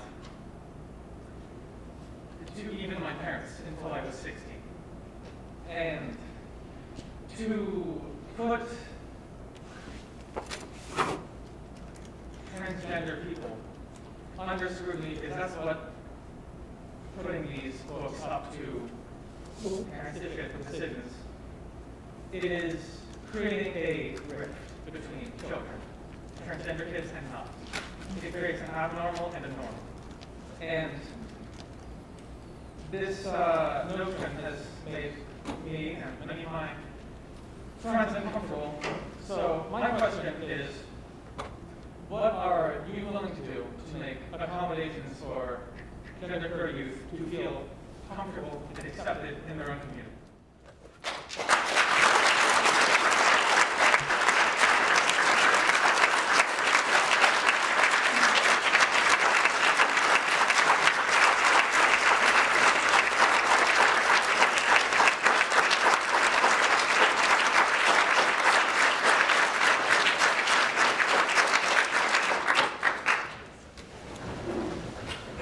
Thank you for your question, and thanks for standing up and reaching out. I know it was probably really difficult for you, and if not, you're going to be a great public speaker one day. But I think people maybe have misunderstood my Facebook posts. Like I had said in my past comments, my position on school committee is not about my personal beliefs or my political views or what I do for my religion. My position on school committee is to make sure our children as a whole are taught what they need to be taught to grow up and live their lives as adults. So when it comes to family values, I believe it's my job as a parent to teach my kids what I believe as far as my religion goes, or what are any other values. I think first and foremost, like I have already said today, we support kindness, we support inclusion, we support having friends of all types. So when people read my post and say that I don't like the third grade book that Danvers Public Schools are reading, because that's what my post is about, I'm sure you're referring to.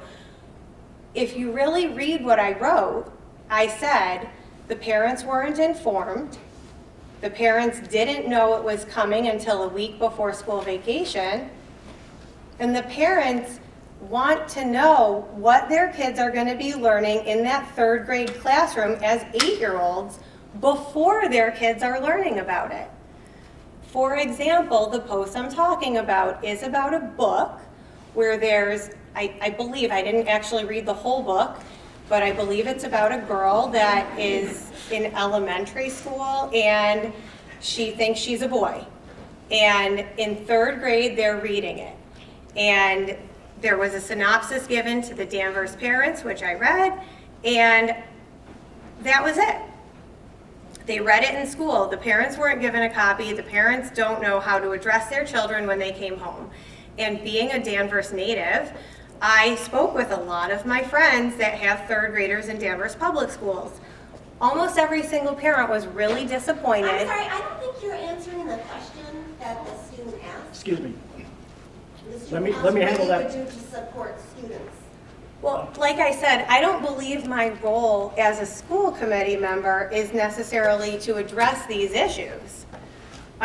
We already have strategic plan overview with 20-something objectives in it. One of the things is the DEI program, diversity, equity, inclusion. I would think that that would fall in that program. What more would you want me as a school committee member to do? Do you have a response, or? So actually, I think what they're asking is, as is, We need to recognize that this is a human being that Excuse me, ma'am. Excuse me, ma'am. I'm sorry. I understand there's going to be a lot of emotion around this, but you're going to have to let me facilitate this, and this can't turn into just a conversation between random folks back and forth between a candidate. Otherwise, this will be a train wreck in our area. So let me, as much as possible, Sarah, I just drive asked this. you a question that the student asked. The question's about So- supporting students. Hang on. So, one of the roles of the school committee is to develop policy for the district. Policy affects such thing as emotional well-being programs, and to that extent, school committee members do make decisions about programs that will affect and deal with the issue that this person just raised. Okay. So they want to What know from you okay. how you, as a school committee member, would address policy to address Thank you. the concern. Okay. So, like I have said from the very beginning, I would talk to the parents. The parents in this district are parents just like me, or students in this district are students like my children. If there are concerns that people have with regard to equity or inclusion, and the school district is not incorporating the DEI program the way that it should, then that would be something the school committee could address. As far as making additional policies, I guess we would have to know what policies are needed, but frankly, I don't know the answer to that because I'm not on the school committee. So if somebody came to me with questions or issues with regard to inclusion, I would absolutely listen to you and see how we can incorporate any changes that need to be made into our district policy. I don't know if there's any more I need to add to that, but as a school committee member, making policy is making policy. And as far as parent voices go, that's where I stand. I want the parents to know what's happening with their elementary kids. That was the point of my post. So I hope that clarified things for everyone, but it's not in any way to make anyone feel excluded, but to make sure that the parents feel included. I hope that makes sense. All right, I'm going to move on to the next question. So just to clarify, who's on, sir? You're saying that you have no intentions yourself of making any new policies to help transgender children who feel uncomfortable or unwelcome in school? I would address those issues as they arise. Okay, thank you. That's all I have to hear that.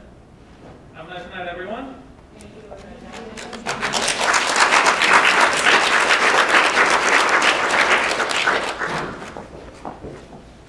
Hi, I'm Miriam Bradford from Manchester.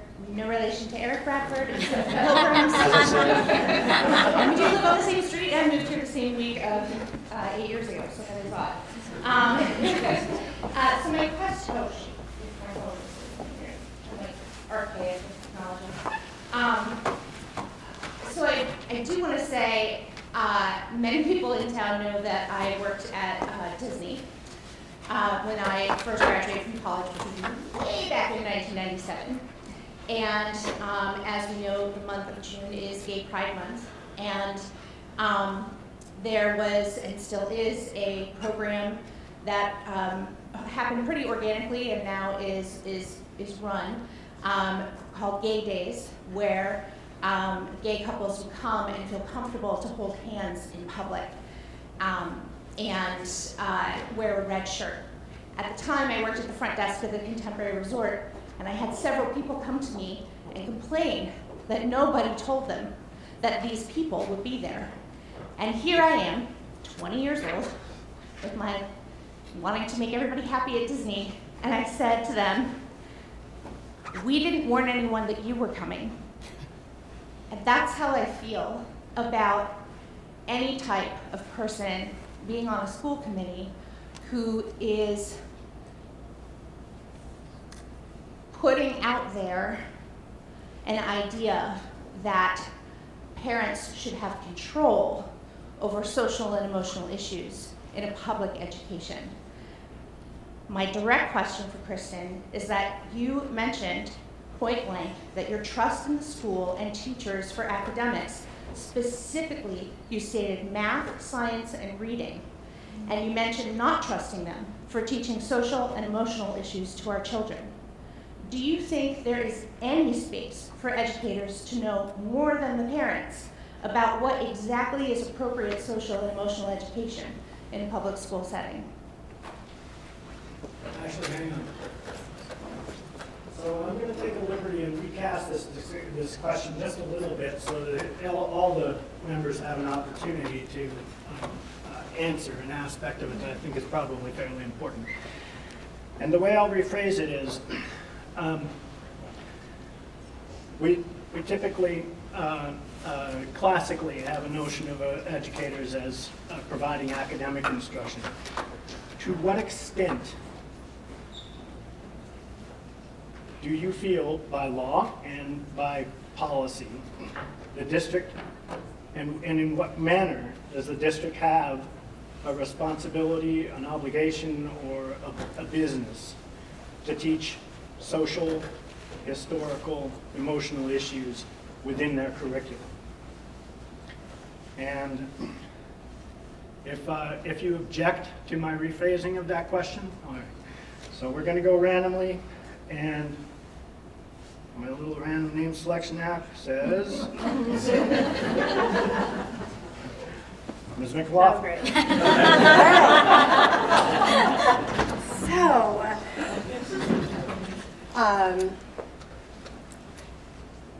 I think I've already said this. I'm not sure how much more I can rephrase it, but I think when it comes to family values that some parents believe are important in their children's lives, or some things that are difficult to talk about, then the parents should know their children are learning about it, especially in elementary school.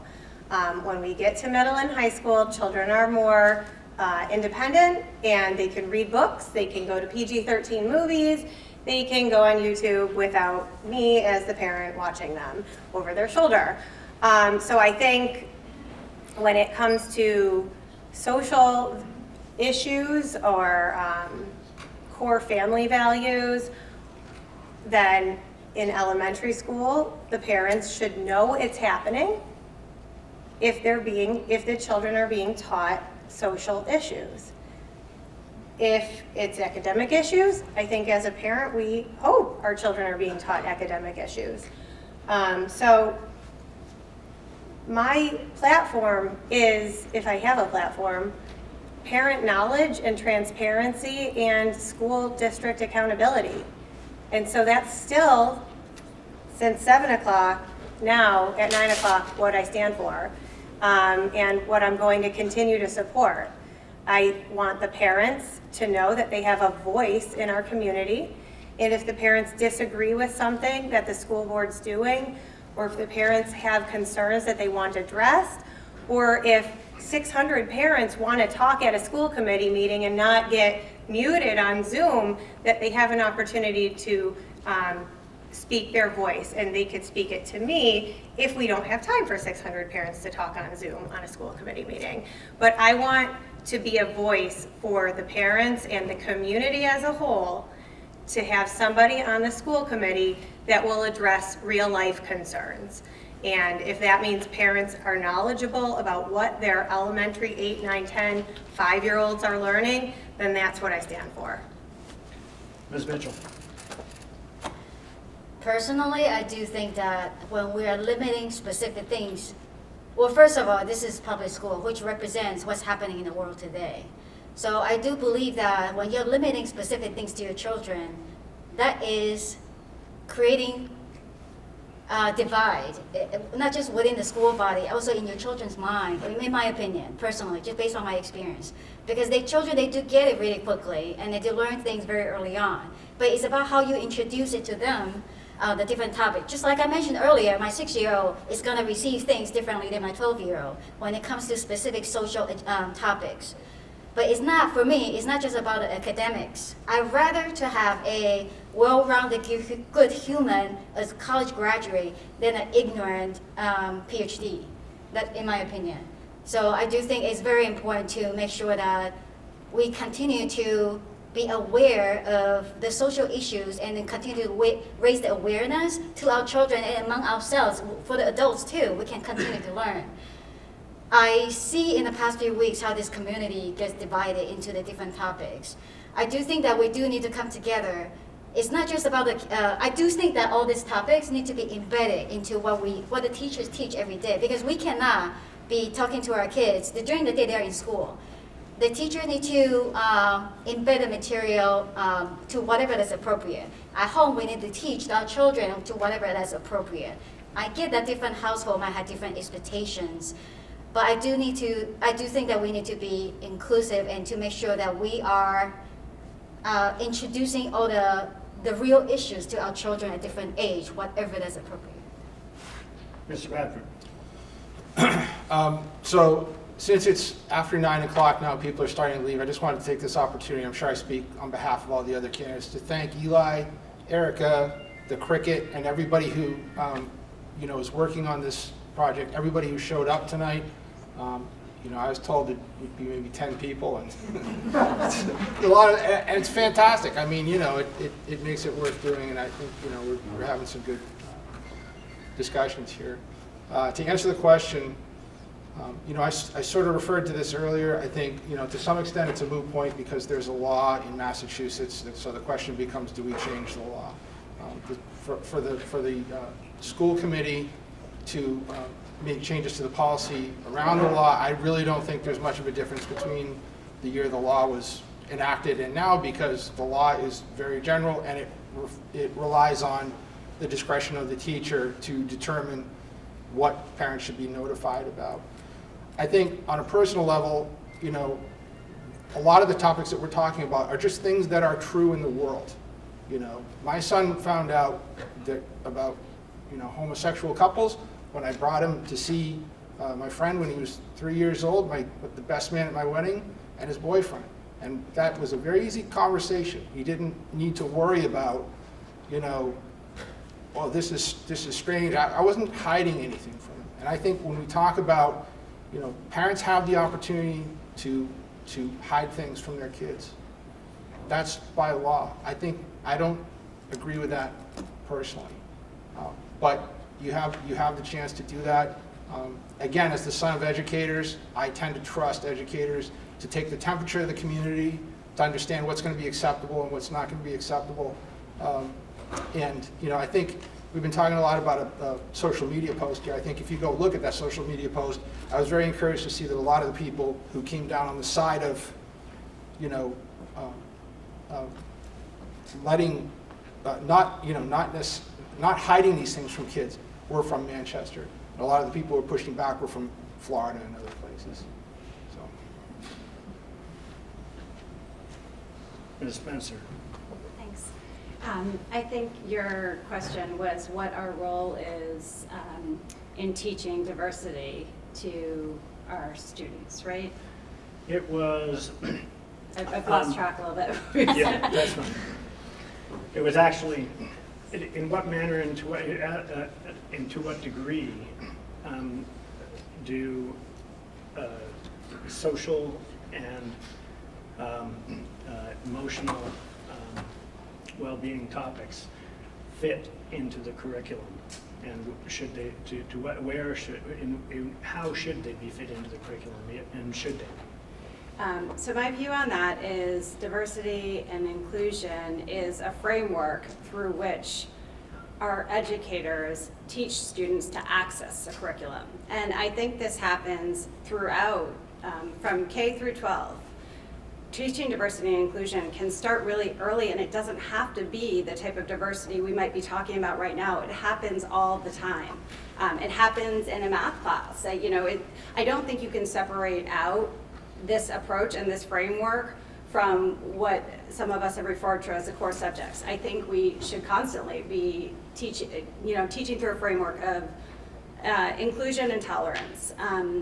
And I guess when it comes to things like literature that's introduced in the classroom, I don't mean to be heard as saying parents don't have a voice, because I think they do. I think parents come to the school committee with concerns, and I think that's fair and that's good.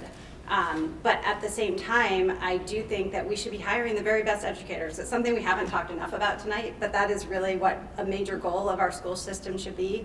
We should be hiring the best educators that we can, and we should be trusting them to do their job. And when it comes to age-appropriate literature, if it is age-appropriate, that literature should at times reflect the diversity of our world, not the diversity of Manchester by the Sea. That means it's going to include all types of lifestyle.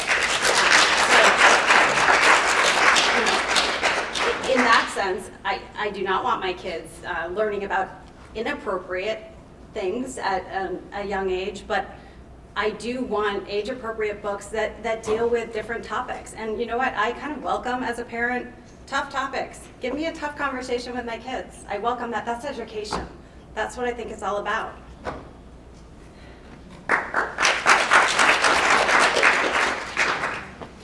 All right.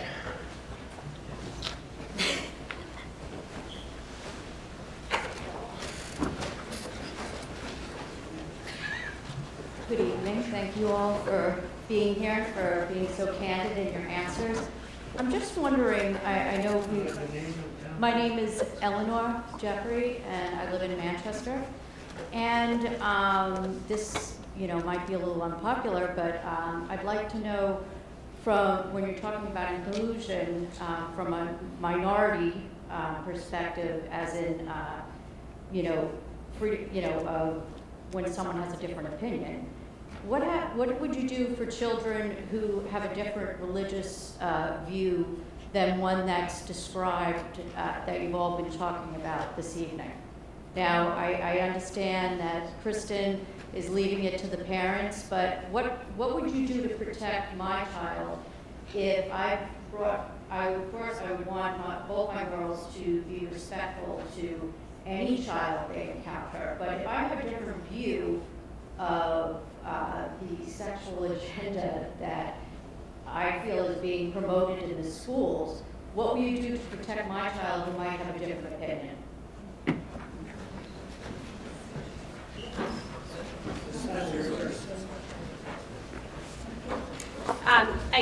I think that's... And I'm not saying it to be snappy or anything like that. I'm saying someone who homeschools their kid and wants to bring them into the public school here. So I'm not saying it to give someone I really want to have a discussion, because it does factor into whether I would send more children here. I appreciate the question, and I think it's an important one, because I think when we talk about respecting opinions, we have to be able to respect all opinions. Opinions have to be presented in a way that are kind. I think opinions have to be presented in a way that show tolerance. But I absolutely think, my favorite area in law was First Amendment. We are a public school system. There are we need to be encouraging dialogue. I guess that's what I think is the most important. There should be dialogue. It should not be that we can't talk about certain issues because they're too sensitive. Again, I think I might differ with some of the candidates in that sense. I think hard conversations are good conversations. I think that's what education means. So I think having multiple voices is always productive if we can do it in a good and respectful way. Ms. McLaughlin. Thanks. I think to go to the core of this, and my position is just that the parents should understand what's being taught. But as far as including everyone, I think our school district does a good job of making kids of all religions feel included. I know my kids have friends with multiple different religious backgrounds, and they thrive with it. My daughter's best friend is of a different religion, and I learn from my daughter the other religion, and it's awesome, and it's really cool. So I'm not concerned with including everyone. I would just be concerned if a religion was taught in the school by a teacher, which is, basically what I've been saying all night, is that I want to know what my kids are learning and when they're learning it, and know before they learn it, so that if I need to opt out, like you may want to, you can do that. And that would be my position. That's where I've stood from day one, is that if my kids are going to be learning something I don't agree with, or if anyone's kids are learning something that we don't agree with, we know ahead of time what they're going to be learning, and if it's something about religion or something you disagree with, you as a parent would have the knowledge to know ahead of time.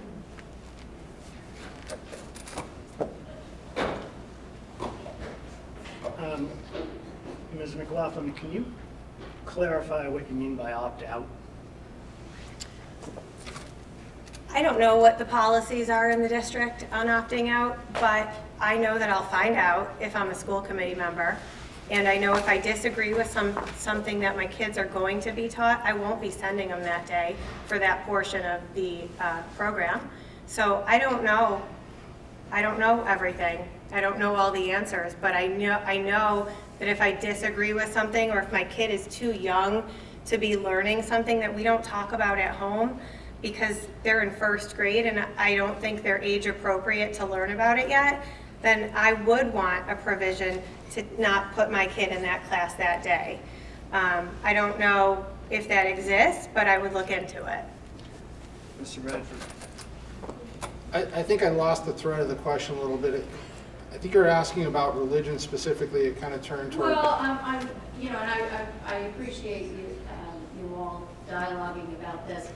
I feel that some of the agenda, like, I don't want my children taught to in first, second, third grade about gender identity or any of that.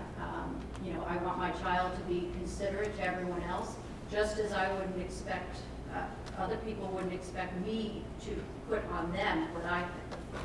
So I would like to know, you know, if there's a way to opt out. I would like to know in a history class, for instance, if, or some social class, you know, I would like to know what's being taught. If in an English class there's some provocative books that I think might be kind of grooming, I want to know about it, because I've heard it in other, you know, we all have seen it on TV where you know, the parent gets up and reads a book and you know, everyone said, don't read that. There are kids listening. So I want to be able to know what my kids read. I looked on the, you know, to be fair, I looked on the, you know, the course offerings, and I don't see a book list. So I'm wondering, is that something that we can see? So if someone's taking an English class, we know exactly what books they're reading. Because I know, you know, that's, when I pick a curriculum for my kid, I know exactly what they're reading. I hear what you're asking, but that specific question is actually a question that seems to me it would be something that you would address the administration. Well, everyone else was asking questions to see what everyone felt about it, so I thought it was appropriate that I ask a question along those lines. I'm actually in the minority, but I thought it was appropriate. So let's see if we can rephrase it just a little bit. What you're asking is, of the candidates, is do you support and feel that there is both a means and a need to communicate more effectively the content of the curriculum and the content of the reading material? Yes. Are you okay with that? Yes. So let's start this one question over, and unless anybody else has any other questions specific to this. Can I offer just some factual information that might be helpful to framing the answer? It'll take a few seconds. Yeah. As a public school, our K through 12 scope and sequence is governed by the Massachusetts State Framework, which outlines by grade level what the expectation is for us to teach in each content level.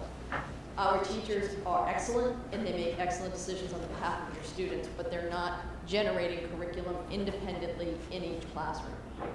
When you hit the high school level, you'll receive scope and sequence and syllabus per class at the time you're enrolled in a class. The program of studies is a broad outline of the courses that we offer.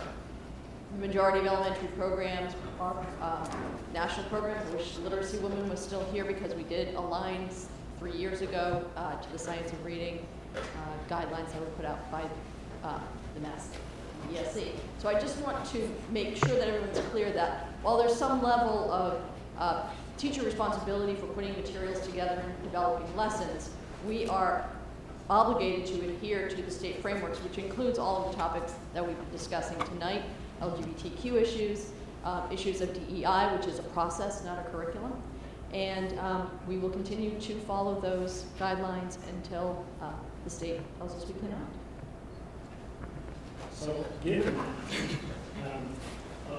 one question that's been re-raised, the theme that's been raised multiple times, is the issue of communicating curriculum and the need. And I'm not doing it as a gotcha. I really do want to know. What's that? I said these questions, the questions I'm asking aren't as a gotcha. I just really want to know how. Right. You know, someone with a different So let me try to viewpoint. get to a constructive question that everybody can answer, as opposed to let's having a little fight amongst each other, because it's starting to ride down a little bit into it. So the question is, the theme that I've seen raised here a couple of times is the degree to which you support and how you would support doing a better job, and do you see a need for doing a better job for communicating the curriculum, the material, the content that's going to be taught to the residents? And I hope that was clear enough. And I'm just going to go left to right this time, Mr. Bradford. I'll keep it quick because I got to get my kid to bed. He's got MCAS tomorrow.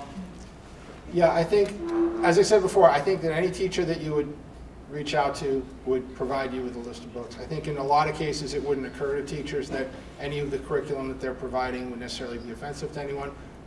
If the question is, should they be able to hide that, or no, but I don't think they would. So if it's a matter of posting lists of books online, I don't think anybody would really object to that. The bigger question is, what do you do if you find something that you don't like? Now you're carving out a piece of that class, and the question is, can the rest of the lesson that that class is teaching over the course of a trimester or a year hold together if you make that carve out? That is a really, it's a case-by-case basis. It's something you'd have to deal with the school. Thank you. Ms. McLaughlin. Thanks. I think what I would revert back to is just to know how old the kid is in question, what grade we're talking about, and what class you're looking at getting this curriculum brought home prior to the kids being taught it. Like I said, I think, and I think the question related to communicating curriculum and content to the family, and I think in elementary school, if it's some type of new content that's getting incorporated into our classrooms, then I think that that should be something that's communicated to parents. As we get into older grades, where the kids can communicate with their parents, if they talk to their parents anymore in high school, then I think there's less need for the parents to be notified ahead of time of the curriculum changes. But I think as a parent, even if I have a high schooler, I'd like to know if there are curriculum changes and how they would impact my family and my family's life. So yeah, I think with regard to elementary school, those communications should be more extensive, but I'd still like to know in high school as well. Ms. Mitchell. Like what Pam was saying, that there are specific guidelines that we have to follow when it comes to curriculum. My take is, as a parent, has a right to do whatever you want to do, of course. And my view is, this is a public school. I actually personally think that we are not introducing enough. Like I find myself actually, for example, my 5th grade was learning about religions in a school curriculum. He was only 3. There are many other ones. So I was teaching my sons, I hold myself about Buddhism, about Taoism, all the religions I grew up with that is not taught at school. But that's okay. We all come from different backgrounds. I actually find myself actually had to do more to emphasize specific things, and that's my choice, that's my option. Whatever choices or desire that you have, as a parent, you have the right. So I do think that you might want to reach out specifically to the school administration to know exactly ahead of time what you don't like, and then opt out if that's an option, if that helps. But I don't know if that's the school committee's responsibility to communicate that out. The question that I rephrased was, in what manner do you feel that there's a need to do a better job of communicating the specifics of the curriculum? I personally, right now, don't see that is not. Book list, like for English, it's Excuse me. So I personally don't think that we're doing a bad job communicating, but of course, there's always room for improvement. If there are a lot of parents who request to want to see more specific list, sure, let's make that as a routine distribution from the teacher to send home or whatever that might be. Sure, there's always room for improvement. Ms. Spencer. I think I'm starting to get redundant in some of these responses, so I will try to be brief. At a high level, should you as a parent have a right to understand the curriculum that your child is being taught? Absolutely. I think that as far as in my experience as a parent, I do. I think, though, your question is more specific and gets to macro details, right, of what they're learning and specifically what books are being used to teach those principles. I see that as being pretty challenging at an elementary school level because I'm not sure that whereas a freshman English class may have a specific list, I'm sure does have a specific list of literature they intend to introduce as a class, I'm guessing in an early ed level, they turn to different books at different times depending on what they're experiencing in a classroom. I think that sounds much more challenging to administer. I think that it's certainly possible that you can go to the administration and say, I'd like to see a list, I'd like to look at the library. I'm not sure you're going to be satisfied with that because I think we are going to continue to have a library that includes, like I've said about 30 times, so I'm sorry to repeat myself, but I think our libraries will continue to include a diversity of literature that's deemed age appropriate by our educators. Okay, so I think we've reached essentially the end of the questions that we're going to get from the public tonight. I'd like to make one or two quick closing comments. Again, first, thank you again, and thank you for the candidates. Everybody say thank you to the candidates.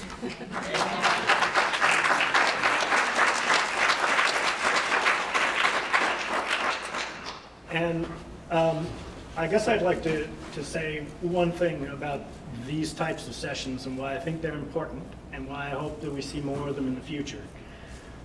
When we see candidates write their positions in the paper, we get a carefully thought out piece that's probably been written over a number of hours unless you're an amazing orator, which most of us are not.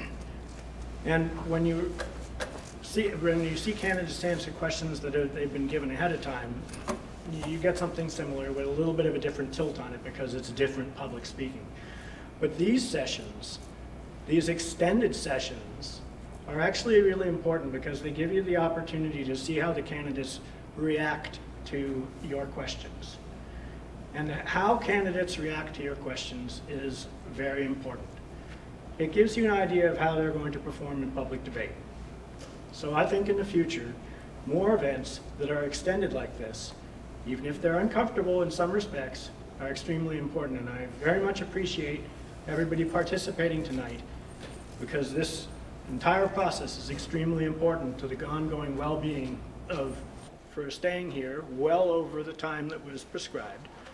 And I want to thank the school and everybody from 1623 who took the time to put this together. And thank you all, and good night. Thank you.